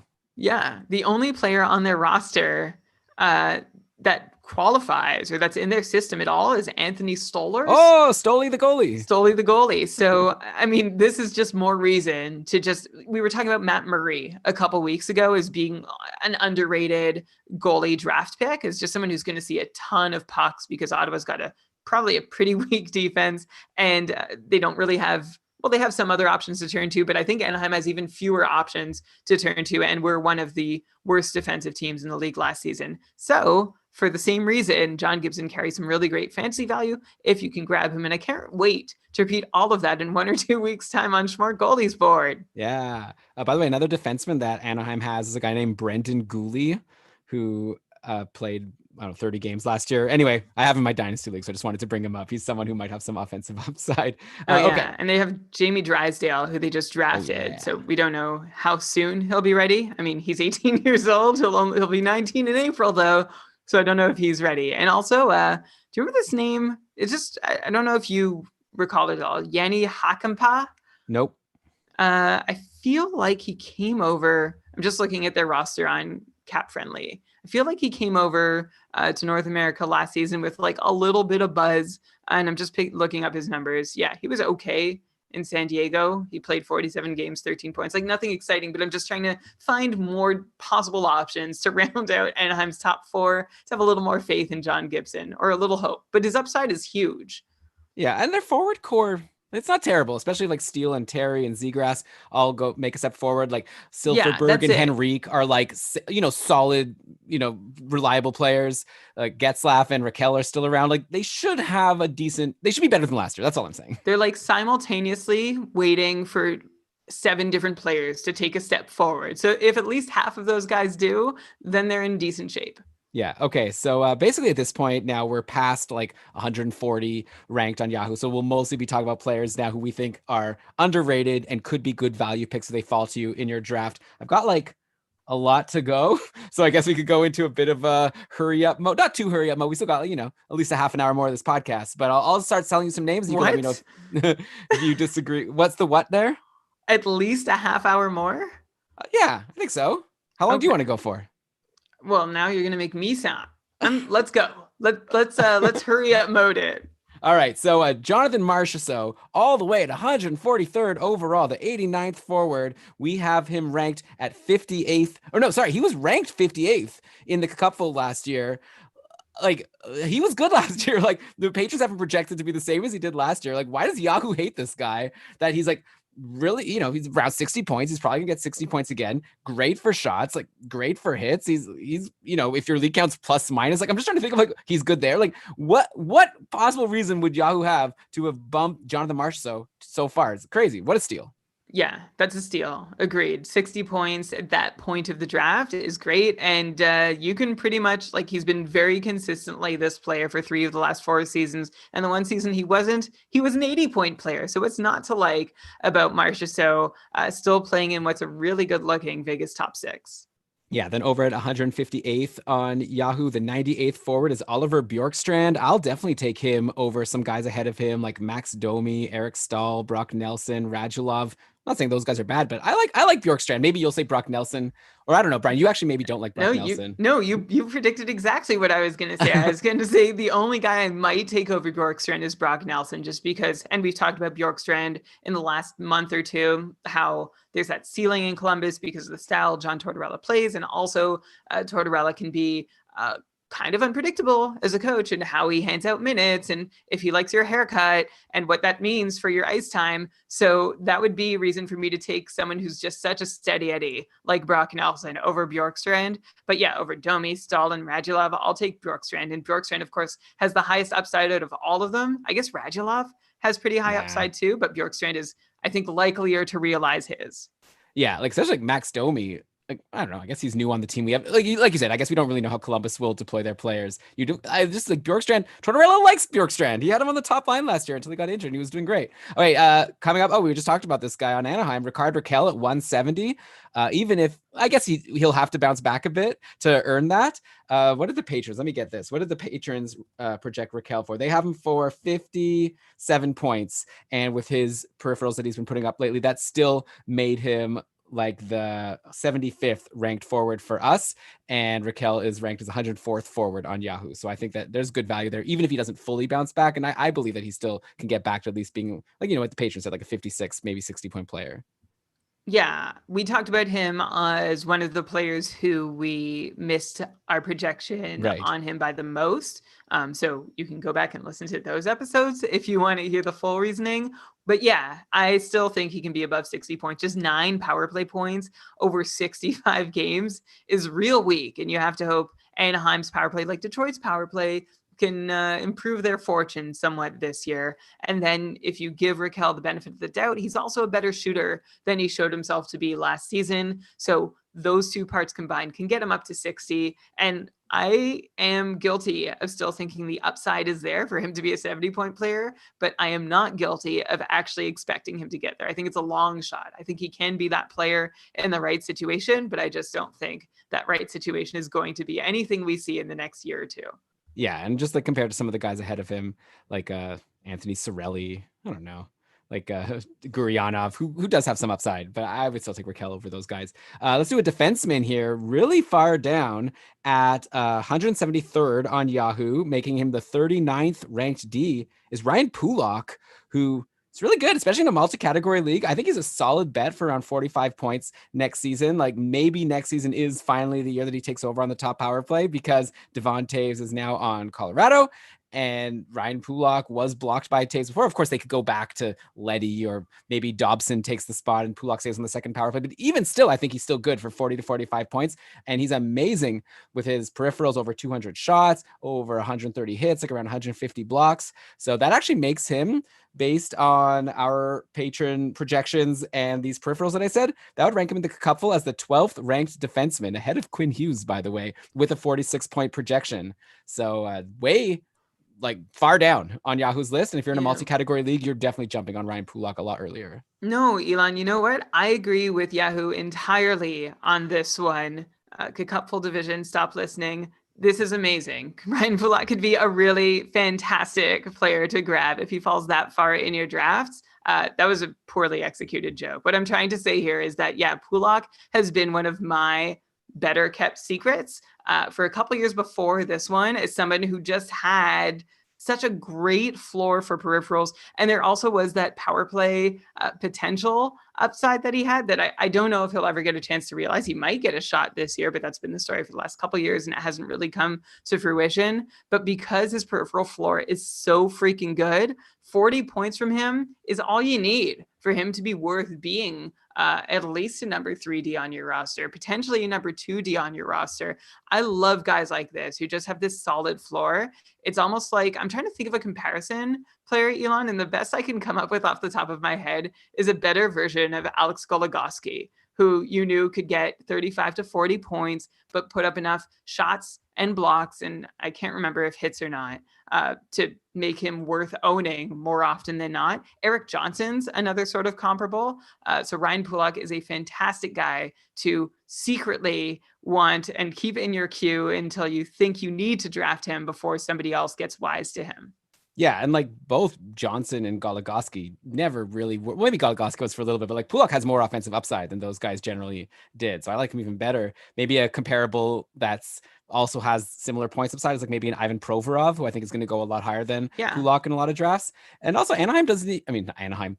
Also, Also, the Islanders generally go to pretty even power plays. I don't know if that's a smart thing or not, but like even if he's not on the top power play, he still gets decent power play points every year, relatively speaking for a New York Islander. So yeah, he's solid. And I think he's a good bet for 40 plus points, like you said. Okay, here's one player who I actually think is ranked too high, even though he's all the way at 177. Maybe this is mean. Tell me that I'm wrong.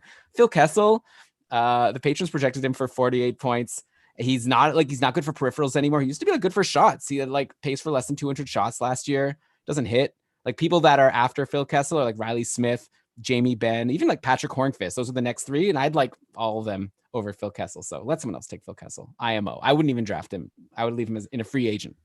Yeah, the only hope for Phil Kessel this year, and he ended the season as a free agent in a lot of leagues last season. The only hope for him is that Arizona learned from what they saw from him last year and will find a better way to put him in a position to succeed. But as we have sort of hinted on in the past, and if I say as we said in the past, it sounds too revisionist and like we're trying to toot our own horn, because nobody saw such a drop coming, although we weren't expecting him to be so close to his Pittsburgh days in Arizona, but it wasn't supposed to be this bad.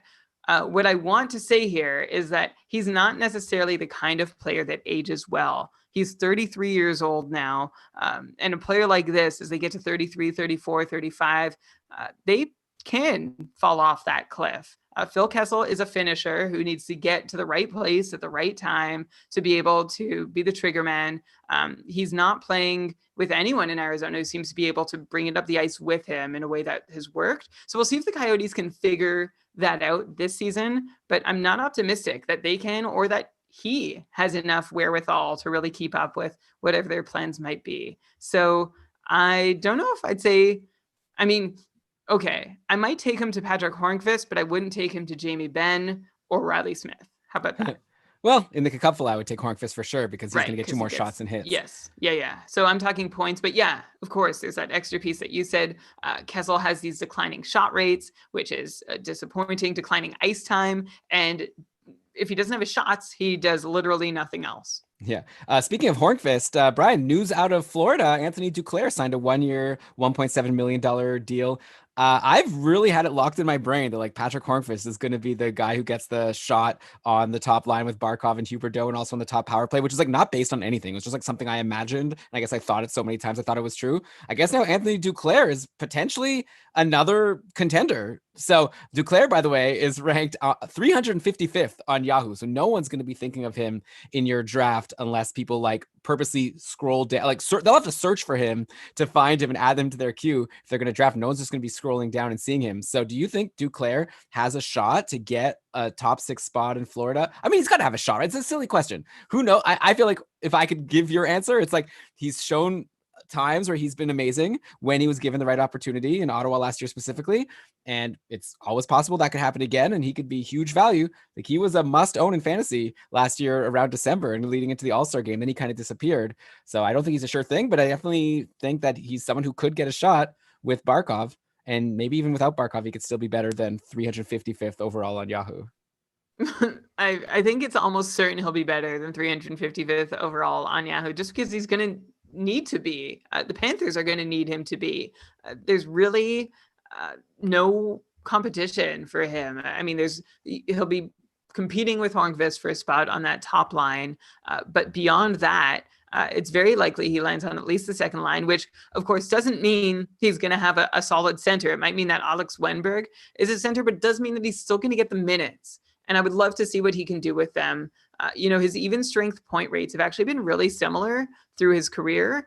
He was just able to get more last season because he played a career high 16 minutes and 16 seconds, which was 3.5 minutes more than the season prior, 3 minutes more than essentially his career had been for the last few years before that. So I'm excited for Duclair to still get ice time, hopefully get a shot on that top power play unit. We had a conversation on our patrons only Discord server where someone was wondering if he could just slot in to a Hoffman spot and just be the finisher. And of course, he doesn't have the same, Hoffman is elite at being a trigger man. Like his shot is incredible. I don't know if Duclair's is quite there, but Duclair does shoot the same way. So if they want to try him, there could be that opportunity there for him to put up some meaningful power play reduction for the first time in his career. So those are reasons to be into Anthony Duclair. That said, it could all go nowhere and go south. So he's not someone I'm going to get super excited about, but he is someone that I'm going to go down to 355th on Yahoo, add him to my queue, and then keep him in mind as a late round flyer. Yeah, exactly. Someone where if it works out, great. If not, you could always just drop him. Not a big deal because you wanted to have some open spots available for free agents regardless. Maybe, just like when you draft David Pastrnak, then you're like letting yourself play the wire. Maybe you also like playing the wire includes taking a shot on guys like Anthony Duclair. By the way, the power play, yeah, I really like that point that he can take the Hoffman spot. And then I guess Hornqvist could take the Dadonov spot. Maybe they can both have some value. So we'll see. Hornqvist generally like stands in front of the net on the power play. I don't know how many points you could actually get there. Okay, one more guy I'll say that's ranked too high.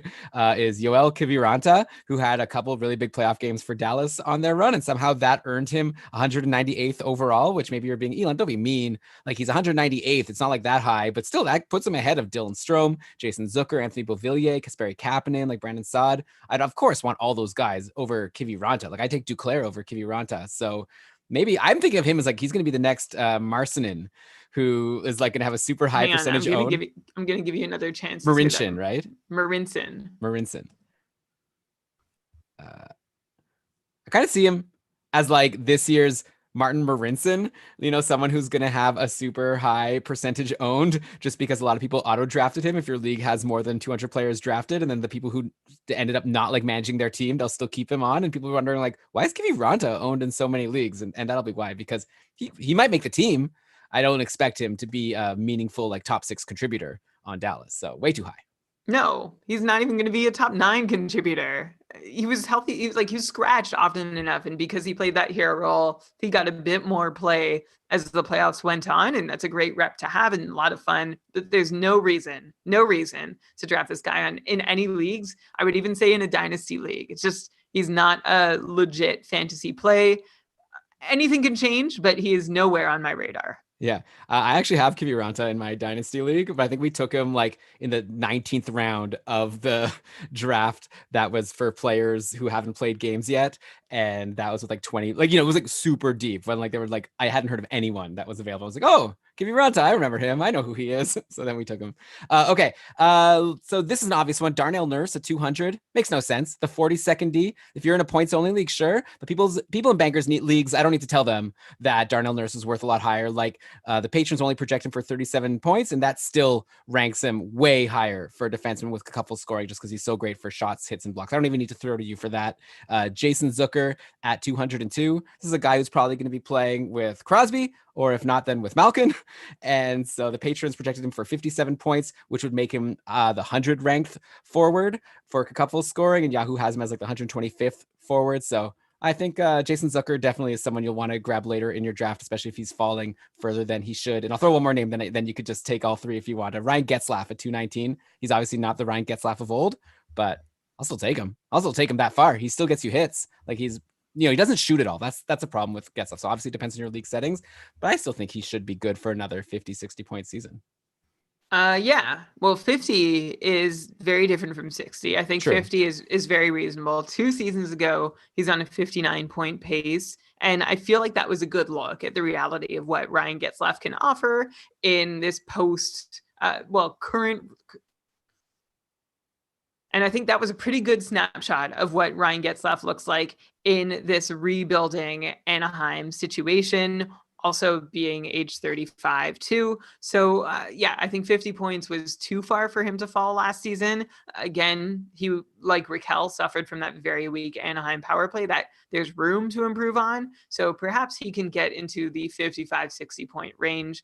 You mentioned Jason Zucker, who our patrons projected at 57 points. And my first response to that was like, 57 points is conservative. And then I look back at his career numbers, and only aside from last season, he had only one time paced for above 49 points over 82 games. And that was that big breakout year with 64 points in 82 games, thanks to 16 power play points, many from the second unit.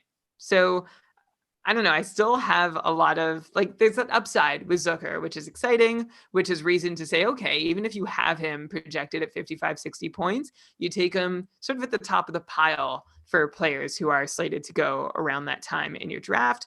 And you also mentioned Darnell Nurse, and you're right. You said you didn't even need to throw to me on him. A great floor, like a Ryan Pulak kind of player. It's nice when you don't have to rely on a player to score points to help you. It's really nice. Blocks and hits and shots are a lot more repeatable and consistent game to game than points, especially for a guy who you're only expecting to get 40 points out of. So I like players like Nurse and Pulak. I like rounding out my roster with them. I feel like they're gaining value. Like the secret is getting out on what a high floor peripheral defenseman is worth for a lot of teams. But if you can still sneak Darnell Nurse onto your roster, that'd be great. Especially keep in mind Clefbaum is injured, so Nurse's workload might increase a little bit as a result. Right, yeah. Barry's coming in, but maybe he's not like a huge minute muncher. Bouchard is also coming in. So there's other people that could eat up those minutes and not Nurse. Either way, he'll be fine. But Clefbaum was like a really great two-way defender. The two guys you named are not. Fair, yeah, for sure. Okay, here's a big one. This is one with like I put a whole bunch of exclamation points. The other guys like Getzlaf and Zucker, like sure, they're probably not ranked exactly where they should be. This is like a crazy one. Nikolai Ehlers is ranked 226th on Yahoo. What? Why? 143rd for exactly why? It's like Marcia so. It's like, what are you doing? That is the most egregious misranking I think we've gotten to so far. Yeah, would you agree? Yeah, I think it's worse than Kucherov at number one. No, Kucherov at number one is fine. Like he was number one like a couple seasons ago when he won the Art Ross. Like Nikolai Ehlers at 226. Like the Patriots projected him for 66 points, which is like reasonable. He pays for 67 points last year. Just like I said for Line, he gains Paul Stastny at center. Like maybe that'll help him out. There's always the chance. I'm not saying it'll happen, but there's still always the chance he could get on the top power play. And I think then he becomes a point per game guy. So the upside is there. Our projectors,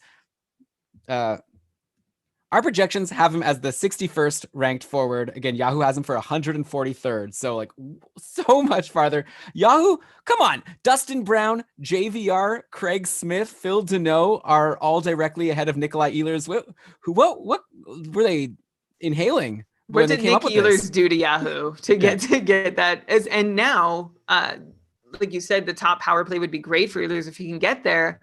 Even if not, he's going to get Stastny or Scheifele through the season. Last year, he actually got Blake Wheeler and Jack Roslovic for a fair bit, which is, just fine and dandy. But that's always been that concern that the Jets aren't deep enough for Ehlers to have a good enough center throughout the whole season to support his production. That is there now. So there's no reason to like Ehlers any less than you ever have before. I'm curious actually where he was ranked last year. Like if he fell, was he injured? Like I just don't, he wasn't injured. He didn't miss games. Sometimes Yahoo penalizes a player for that. I am so terribly confused. I would honestly, this would be like my dream interview to get the person who comes up with these rankings and then just like ask them. Maybe they have a reason like, Ehlers, I noticed that he wasn't skating as hard near the end of the year. Like that would be so fun to actually get someone who could explain this. Because to me, it makes no sense. It's obvious value. If you're in a league with casuals and Ehlers falls and you could rely on like getting him like a 7th, 8th round or wherever this puts him, you win, right? It's a slam dunk. He's awesome. He's going to get you at least 65 points. Here's a guy who's not a slam dunk, but still good value. Victor Arvidsson at 236. Even a modest bounce back to 51 points, which is what the Patriots projected, would still rank him as the 114th forward as opposed to the 150th forward like Yahoo has him. Here's another guy who had a huge season last year, but somehow Yahoo just totally ignored it. Thomas Tatar is ranked at 242, even though he pays for like 70 points. The patrons projected him for 65, which would put him a lot higher than the 153rd ranked forward that Yahoo has him at. Brian, which side are you on? I don't even know. I don't even have a question for you here. These are just so obvious. And so like Ehlers and Tatar, like, I don't think Tatar is like going to get necessarily 70. Like Montreal, we've talked about how they're more of like a well-balanced team. Now they've brought in Toffoli and they've brought in Josh Anderson. I wonder if that means less, minutes for the top line. They try to spread out the offense more. So maybe Tatar falls a bit, but like Nino Niederreiter is ahead of Thomas Tatar in these rankings. And Brian, I know you're a huge Nino Niederreiter fan, but come on. I'm not that big a Nino Niederreiter fan. Tatar had that 74-point pace, like you meant last season. Like you mentioned, Elon, the Habs have brought in other wingers who could bump Tatar down the depth chart. And we know or at least we think we know, that the Canadiens have also tried to shop him around. So they don't seem terribly invested in him, not someone they want to hand. It doesn't seem like he's someone they really want to hand a whole lot of responsibility or play to. That said, he is better than what his ranking says. I don't know. I'm just trying to figure out, Victor Arvidsson right above him. Who would you prefer between those two? I think I would take Tatar. I like Arvidsson as a good swing. I don't know, maybe Arvidsson. Maybe they're similar. I put them both on my list as people that Yahoo has ranked incorrectly. I think I'd have to take a look. Like I said, the patrons have him ranked as the 114th forward. The patrons have Tatar ranked as the, did I say? Oh, no. Well, they have him for 65 points, but I didn't write down every little. Okay, Tatar, patrons have him ranked as the 78th forward. So the patrons have Tatar ahead of Arvidsson. Yeah, I think that's reasonable. I think that's right. By the way, I don't know what the Habs' plans are for him. Well, I think when you're saying they don't want to give him responsibility, that's not, they're shopping him around because he's an unrestricted free agent in a year, right, and they've already spent a lot of money, and so they're trying to shop him before they lose him for nothing. It's not that they don't want to give him responsibility, as far as I know. So, yeah, sure. Okay, let's keep going down the list here. We could zoom through a few. Good D value. We said Pulock was good D value, 100 picks earlier. How about at 250? You get Jacob Chychrun, who is the 53rd ranked defenseman on Yahoo. The patrons only projected him for around 38 points, and even that with his peripherals would make him the 31st defenseman instead of 53rd. So even if he's not amazing, he's still a lot better than where he's projected. And I think Chychrun has upside. He got on a really good run before he got injured at the end of last season. He was taking a ton of shots. He was starting to bump OEL from the top power play sometimes. So I think he's a great sleeper. And here, he's an amazing sleeper because according to this ranking, you could get him in the last round of your draft and he could end up being a really solid defenseman for you. Then you have Tanner Pearson at 255, which is just he's solid. He's good. He's better than Alex Galchenyuk and Andrew Shaw, who are ahead of him. And then let me throw a goalie at you. I love this. Let's say I got Gibson in the middle of my draft, like I said, because he was ranked super low. Then over at 268th, we get Linus Ullmark. Come on. If I could get Gibson and Ullmark with late goalie picks, I'm loving my life. Two starting goalies with upside to be workhorses, right? There's no necessary. I mean, you could say Carter Hutton could be a viable 1B or number 2 option, but I'm not on that train at all. I think Linus Ullmark is the number 1, undisputed, just like John Gibson. And that would be a real bargain if you could just sneak him onto your team at the end of the draft. 268th is beyond. I don't know where is he ranked for goalies, Elon? I will tell you in a second. He's ranked as the 41st goalie. Oh yeah. So in all likelihood, every team could fill their goalies just going in order of who's available on Yahoo, and Ullmark will be very available to you. So I would love for that to happen to me in a Yahoo draft. Yeah, Carter Hutton's ahead of him. Carter Hutton's at 249. Yahoo. Get it together. Okay, don't, because these shows are fun where we get to scoff. I know. And then probably we could go back and listen, and I'll bet you in a lot of our old ones, there'll be some players that if we actually went back and see Yahoo was right after all. It's possible. I don't think so. I'd like to go back and see. If we made fun of a Victor Arvidsson projection from last year, we would have sounded dumb in hindsight because he did really bad. Now we're doing it here, so we'll see what happens. Philip Zadina, 274. We already talked about the Red Wings. And I think Zadina, he's definitely worth drafting. 270. These are guys now that Yahoo's saying aren't worth drafting in a lot of leagues, and I think all these guys I'm going to bring up are. And Zadina, who knows what his ceiling is next year, but I think he was on a good run also before he got injured. I think Yahoo, if someone gets injured, they're knock him down 200 spots. They really do. Adam Henrique at 278, is a solid, boring 50-point guy, ranked a lot higher last year. I don't see any reason for him to change. Here's another goalie, Corey Crawford, as the 42nd goalie at 281. I think he's going to split starts with Blackwood in New Jersey, and he's going to be really solid. Definitely better than Carter Hutton, that's for sure. You love Corey Crawford, right? Oh, yeah. I love Corey Crawford, and I think he's probably going to split, especially with a compressed schedule. Split starts with Mackenzie Blackwood and Corey Crawford. I've talked about him at length, about how well he performed on a Chicago team that did nothing for him, did him zero favors. And I think that's when he plays best. And I think that New Jersey might be they protect better, but they're still not a defensive stalwart team. So I think he's going to see a fair amount of action, and he's going to be really good at it if recent years in his career will tell that story. Of course, he's getting older and there are injury concerns. So you have to keep those two pieces in mind. And he has had bouts of inconsistency, but on the whole, Corey Crawford has been an incredible NHL goalie for the duration of his career. And it doesn't seem like it's time to write him off yet by putting him all the way down where Yahoo has. Yeah, like by the I way, wouldn't put him far from wherever Mackenzie Blackwood is. Yeah, me neither. Like definitely in a dynasty league or something, I'd have Blackwood way ahead. Yeah. But for next season, I think Crawford could still hold his own. John's giving us some info in the chat here. Yahoo says their ranks are based on current and prior seasons, in quotes, and that's all the detail. So maybe that explains Ehlers and Tatar. They both had bad years within the last 3 seasons. I guess Carter Hutton had that one good year like 4 years ago when he was a backup in Nashville or something. So, or St. Louis, was it? I don't know. Anyway, who knows? They're obviously not adjusting things based on recent fantasy news. Let's do. Oh, here's another one I put a lot of exclamation marks for. So here's a big steal. Maybe not as big a steal as Ehlers, but Zach Hyman at 301. Come on. That's crazy. Like we've discussed him recently on shows. He's a solid bet for around 50 points just because of his line mates. Plus, he's great for peripherals. He gets you some hits. So I think he's a solid bet for 50-55 like the patrons projected him. And at 301, there's no way he's falling because there's going to be some Leaf fan in your draft that will find him. But if he does fall, then that's great value for sure. Yeah. And I don't know if a Leaf fan would search for him. Like of course, there's always the homer pick possibility, but I don't know if there's anyone that a Leaf fan wants to reach for. If you're a Leaf fan, let us know. Is Zach Hyman a guy that you do try and add to your team, or you get really excited if you see him still on the board, or does he just mix in with the rest? Obviously, when I'm drafting, I'm going to have my own list where I'm going to have my players ranked by like projections and not using Yahoo's list. And yeah, we have Zach Hyman around the 105th forward for Cupful stats, and Yahoo has him as the 195th, so a huge difference. Yeah, and we were like, yes, we went into our full reasoning. Elon, he was a guy that we got right last year, right? Yeah. So high five. on the yeah. Well, no, I'm just saying that the show where we talked about who we got right in our projections from our 2019 audio almanac.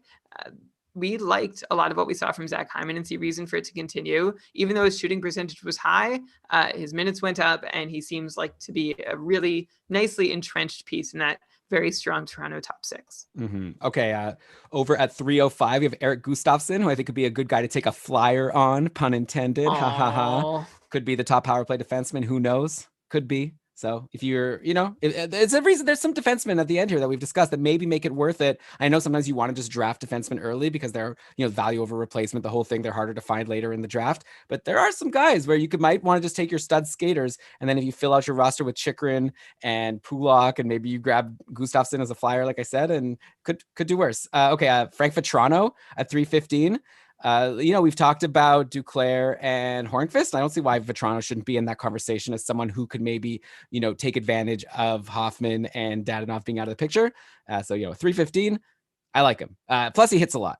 And he shoots a lot. So he's great for peripherals. So that makes it good. He's one of those guys that you can stream in and hope that peripherals will show up even if points don't. And I think it's still reasonable to think that points generally won't show up. He reminds me of someone, he and Brett Connolly were like some very frequent free agency ads for my team when I needed to stream in some extra games. I see him in the same position this year. I guess you hope there's upside because, again, the depth chart on Florida is just so thin. So maybe there is room for a guy like Vetrano to push and make an impact. But we've said that about him for 2 or 3 seasons now when he hasn't delivered. So I'm not getting my hopes too high up. But like you said, Elon, that peripheral value alone makes him at least worth a thought if your league is drafting deep enough.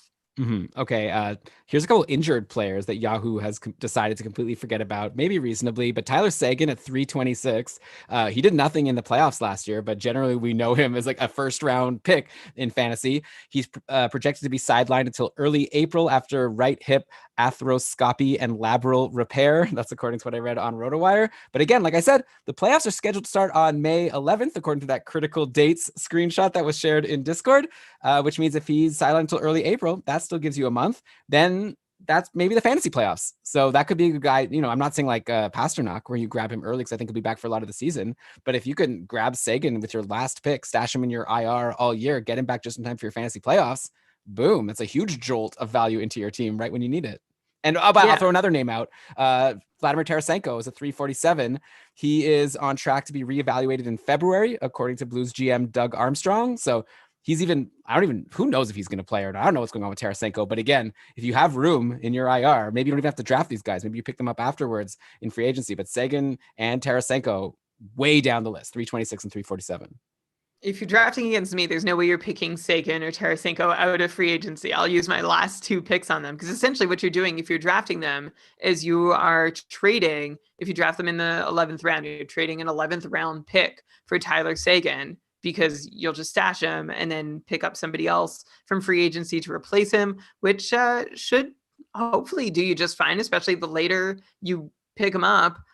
The less distance there is between the pick you added him with and the free agent that you're going to be adding onto your roster until he's healthy. So I don't know when. Like, I guess the question here, Elon, is when is the right time to take Seguin or Tarasenko? I wouldn't say the first 5 rounds. I don't know that I'd say the first 10.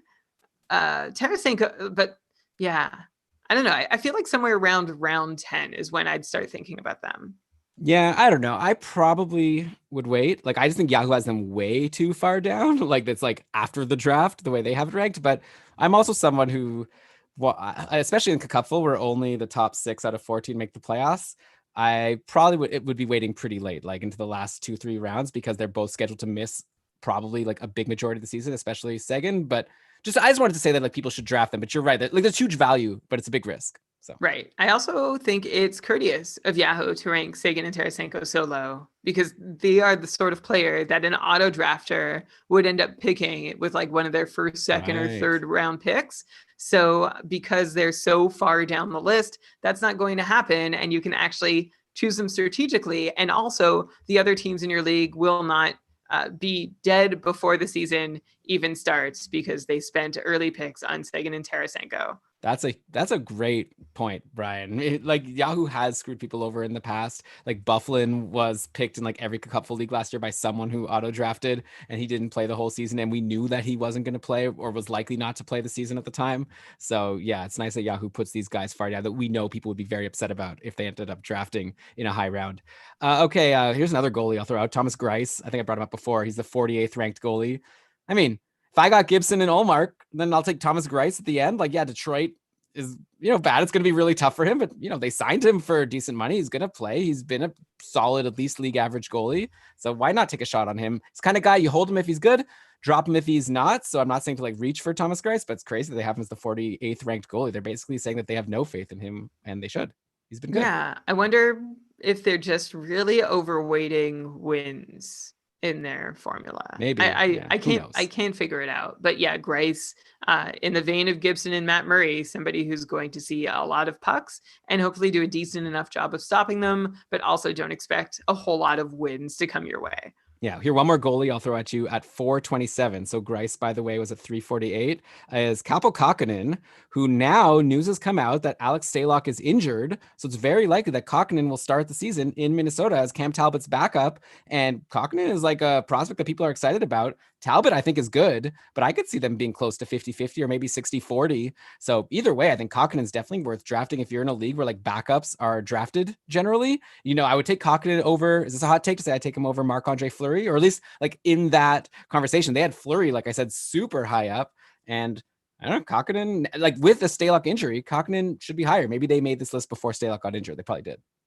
Yeah, probably. And if they made it after, I don't know. That's an interesting take. Kakkonen over Fleury. I mean, Talbot isn't bad.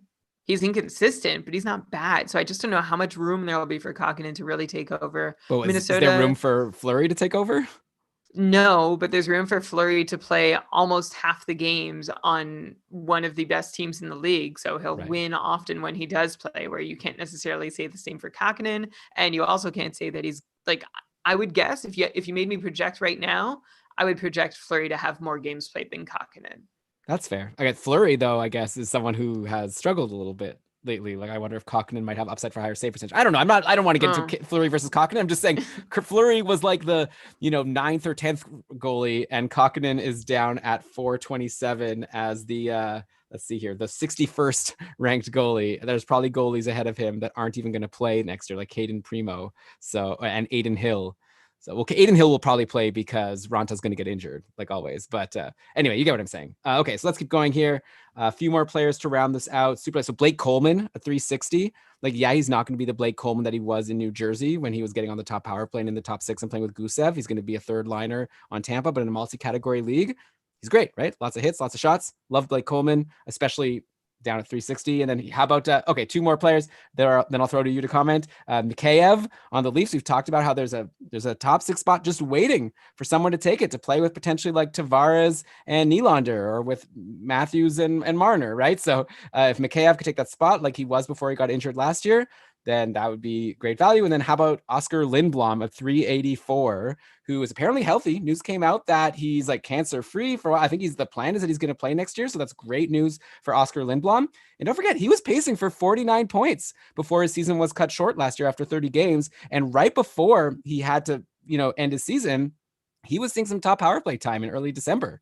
So Oscar Lindblom is someone that I don't know if maybe you draft him with your last or second last pick. It definitely would be on my watch list, just like Mikheyev and just like Blake Coleman. So that's definitely lots of players above them that I would definitely want them a lot more than. Philadelphia is a really, really like one of those teams where there's so many moving parts and you just don't know where they're all going to land. Like their depth chart has so many, like you've got Morgan Frost, you've got Joel Farabee, you've got Oscar Lindblom, to some extent you have Scott Laughton, you also have James Van Riemsdyk in the picture, who played on the third line for most of last year, but probably could still handle a top 6 role if he's actually still good, which I think he is. Also Scott Laughton. There's just so many, like so much floating happening on a depth chart. So without knowing where things are going to land, and also Nolan Patrick, without knowing how things are going to land, it's really hard to project any of those guys I just named, including Oscar Lindblom. Also, like he's been through like some pretty intense cancer treatment, right? So it's great he's healthy. I have no idea what that means for his fitness. And of course, like I hope he has a fantastic season, gets back to doing what he was doing in his age 23 season, his second full-time year in the NHL.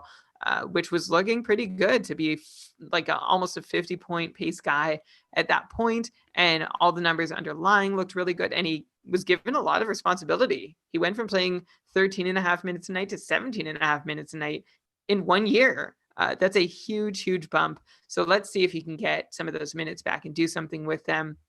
And then you also mentioned Mikheyev, who, yeah, exactly. There's room in the top 6 for him. The other candidates, I guess there's Robertson, right? Nick Robertson sure. Might be somebody who gets up there. But aside from him, like it's not going to be, I don't think it'll be Wayne Simmons. I don't think it'll be Alexander Kerfoot. Mikheyev is the favorite. So yeah, the same way that we expect things from Hyman, I don't see Mikheyev as a totally different player from Hyman. So if it works in one line, might work on another. So he would be a great guy to grab as a late round sleeper, sleeper used liberally. And you also mentioned Blake Coleman, who is like adding a defenseman to your group of forwards with his peripherals and a low point upside, but still worthwhile, especially if you can't do better with what's remaining. Like you might have 50-point guys available who don't shoot, hit, or block. Take Blake Coleman if his peripherals really make up that difference. Yeah, I think he might still be good to be like a 40, 45-point guy. So he's solid. By the way, regarding Lindblom, obviously Philly does, I know you talk about all the moving parts and like there's Frost and Farabee and Patrick, whatever. All I know is like Philly signed him to a 3-year contract extension at $3 million per year. So I don't know. That indicates to me that they see him as a somewhat important part of the team, or they wouldn't have given him that contract. So we'll see how it shakes out. I think JVR is maybe falling down the depth chart quickly as all these guys start coming up. Okay, I'll give you another blast here. I got 2 more blasts, and then we'll be done the list, and I'll let you and the listeners go to bed. But so I got Connor Brown down at 385, pays for 50 points last year on Ottawa. He's going to probably once again be in the top 6 on the top power play. Like I don't see why he shouldn't have the exact same season. So Connor Brown, like just as he's kind of like a Adam Henrique, like I brought up before, but now a much later pick. Like he's just a solid bet for sustainable and reliable points. Then you've got Connor Garland at 400. He's maybe a bit of a swing, but he's had stretches where he's been great. And there's been times when he's been a must own when he got on a line with like Taylor Hall. Obviously that's not going to happen next year, but I don't know. someone to keep your eye on. And then here's someone I actually really like. Weighed down a 531. So I don't know why Yahoo doesn't like Robert Thomas, but he had a decent enough season last year. The Patrons are projecting him for 53 points. There seems like there should be an open spot in the top 6. Like Tarasenko is once again going to miss a lot of time. So yeah, Brown, Garland, Thomas, all like 385 to 531 ranked. Again, just like sort of make me scratch my head and go, Yahoo, why are you putting some of the guys? Again, like you're going to look at the players ahead of these guys, and it's going to be people that are probably not even going to play in the NHL. And for some reason, especially like Brown and Robert Thomas, just seem like such sure bets to be around 50 points. So it seems crazy. Yeah, Connor Brown is a really great example of somebody you can add to your team really late in the draft instead of taking a swing on nobody, like someone that's almost certain to not pan out. I mean, I guess you could, because Connor Brown still might end up in free agency available to you, but on your roster, he's a steady guy. Like you said, Elon, I think it's fair to expect 50 points. And last season, he was taking 2.5 shots per game, which isn't nothing, especially when you're getting down to this part of the draft. So I like Connor Brown for those reasons, as like just like a nice high floor option in a sea of very low floor options. So that's one reason I like Connor Brown. Connor Garland, similar. He didn't get the big bump in deployment that we were. Well, he got a bump in deployment last season. Not any more power play time, but about another minute and a bit at even strength, which is nice. But I'm curious to see how much more he gets this season. He's sort of been like toyed with as a top 6 piece, playing alongside Taylor Hall. I'm also not sure if Arizona really has a great place to play this year. Like, do you see? I don't know. I'm just trying to think who I want Connor Garland's center or winger to be. I mean, I'm like Clayton Keller. Yeah, Keller, obviously. But like that's it. Barrett Hayton. Yeah, like Hayton. Your top 6 is pretty empty. You've got Lawson Krause, Derek Stepan, Christian Dvorak, Phil Kessel. There's just not a lot happening. So I just don't know how exciting he can be. I mean, you used to love Derek Stepan, but yeah, I guess you're kind of hoping for like maybe a Keller, Kessel, and Garland line, and Kessel gets something back in his game, even though we said before that we're not sure he will. I mean, yeah, this is obviously just a late guy that jumped out at me as someone that shouldn't be as far as he is, but not as safe a bet as a Connor Brown or who else was the other guy I brought up there? Robert Thomas, who I think is solid. Yeah, Robert Thomas is a guy who we've often mentioned as a great streaming option when St. Louis is playing often. He seems like someone who is just waiting for more opportunity. He's 21 years old. He's had 2 full seasons, still seeing fewer than 15 minutes a night, and has shown in his underlying numbers that like he's a legitimately good hockey player. The fact that he was on pace for 52 points last season in under 15 minutes of work per night and very little power play time is a nice sign. So yeah, I'd say like Connor Brown, he's got a good floor, except for him, the peripherals are absolutely not there. He barely shoots. Like you can hope for a shot per game, which was a reason to not stream him last year when he was one of the top candidates, because it's essentially point or bust. Yeah, so it sounds like a Henrik Sedin. Well, like so he wasn't a point or bust, but in terms of the shots, not in terms of. And you are the first person to ever compare Robert Thomas to Henrik Sedin. One day they'll be in the same conversation. Today. Okay. Yeah, here it was. So in the chat, you were talking about joking. Is Scott Darling ranked? He is ranked, even though there's no chance he's going to play. He's ranked 528, which puts him ahead of this other goalie I'm going to mention. Down at 625 is a goalie that I'm pretty sure is going to be a backup and potentially get significant starts, and that's Marcus Hogberg over on Ottawa. Like, news is coming out that Anders Nilsson is still dealing with his concussion issues. It's not looking like he's going to be there, which means it's going to be Murray and Hogberg to start the year. And I mean, I don't want to throw any bad juju out there, but Matt Murray has not exactly been a pillar of health over the last few seasons. So there's always the chance that you grab a Hogberg and, some bad luck happens. Next thing you know, you have a starting goalie. Yes, it's a starting goalie on Ottawa, but good opportunity for saves. And Hogberg was good last year when he played. Like, even though he was on a similarly bad Ottawa team, he stood pretty tall and had a decent enough save percentage. So, I mean, definitely when you're comparing Scott Darling to Marcus Hogberg, it's no question. I think also most of the goals, I think Hogberg is someone, I don't know if I'm going to draft in the Cuffle, but he'd be someone that would be on my watch list. Especially I'd be watching if Murray gets injured. Like, I don't know. It's like obviously not a high upside guy, but it was just funny to see him below Scott Darling. Yeah, it's a pretty deep cut. He's heading into his 26th season. Last year, he saw 24 games, which is like by far the most action he's ever seen. I don't know, Elon. I feel like you sort of overrepresented a save percentage. He was 904. Quality start percentage was under 50%. So those numbers aren't great. Well, But yeah, I guess if you're desperate for a start and saves help you and goals against aren't going to punish you a whole lot. Like if you're planning on punting save percentage and wins and just focusing on saves, the second Matt Murray gets injured or looks like he needs a break, then for sure, Hogberg's great. I just wouldn't get too excited about him. Also, there is some internal competition for, I think Hogberg is going to be the guy, but there's still some other goalies in Ottawa's system who may or may not get a look. Yeah, I know there's like Joey Decord, who I also have in my dynasty league as a super late pick, but I think he's like more in the future. I think next year it's pretty safe to bet on Hogberg starting the season as the backup. But yeah, you're right. I mean, he wasn't great. I'll bet you if you looked into like how he did compared to his protection, you know, all these advanced stats that you like into for goalies, I'm sure Hogberg did better, but that doesn't help you in fantasy anyways. Yeah, I think he stat. still did not do great by that measure. I can look it up anyway. No, don't worry about it. Let's move on. I got three more guys for you over at 700. Someone I've already talked about. I think you've kind of poo-pooed, but I think even you won't poo-poo him at 700th. Emil Bemstrom on Columbus. Come on, there's room in the top six, as we've discussed. He could end up on the line with Max Domi. He had 17 points in 16 games in Liga this year before heading back to North America. So he's hot. He's like coming in. I think he's going to land in the top six. I think I don't know if he's going to be like more than like a 50-point guy, but he's good. He's someone that definitely would be on my watch list. He definitely qualifies as like, Yahoo seems to have this weird habit of, the first 200 players or whatever you all know, you're familiar with, you might bet, you might want to draft. And then like there's a big chunk from like 300 to 600 that largely are players who might not even see a minute of play. And then down buried at the bottom are players like Bemstrom, who seem to have a decent shot at playing and you would actually want to give a shot on your roster. So good on you for digging him up and finding him there, Elon. I know you're really high on him. I'll echo my concerns that were similar to Bjorkstrand. A player in Columbus has to deal with a defensive system and a temperamental coach, but I am at least interested in seeing what Bemstrom has to offer.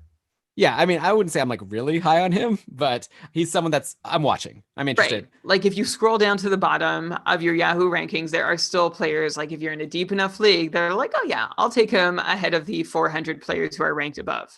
Yeah, I don't know if I would have brought him up like at the end of last year, but obviously these 17 points in 16 games in the most recent professional hockey action that we've been seeing is noticeable. Similar to actually a guy way down at 1573, Mikko Lehtinen, who some Leafs fans know his name. If people don't, I think we mentioned him on the podcast before. He's going to be in the NHL this season with the Leafs. He's been in the KHL before.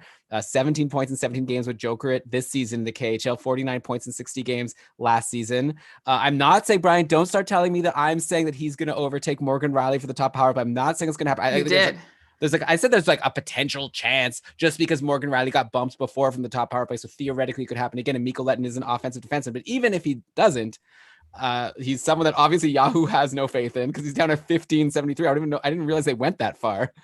So I think he could be good for like 30, 40 points. Could be like in a deep league. Like he'll be a serviceable defenseman. I think he'll be on a lot of rosters next year, depending on how deep the leagues are. So, and I'll throw out another defenseman who's not that far, but still too crazy far. Adam Boqvist is at 813. He's like also a high draft pick. Like such disrespect from Yahoo to put Adam Boqvist at 813.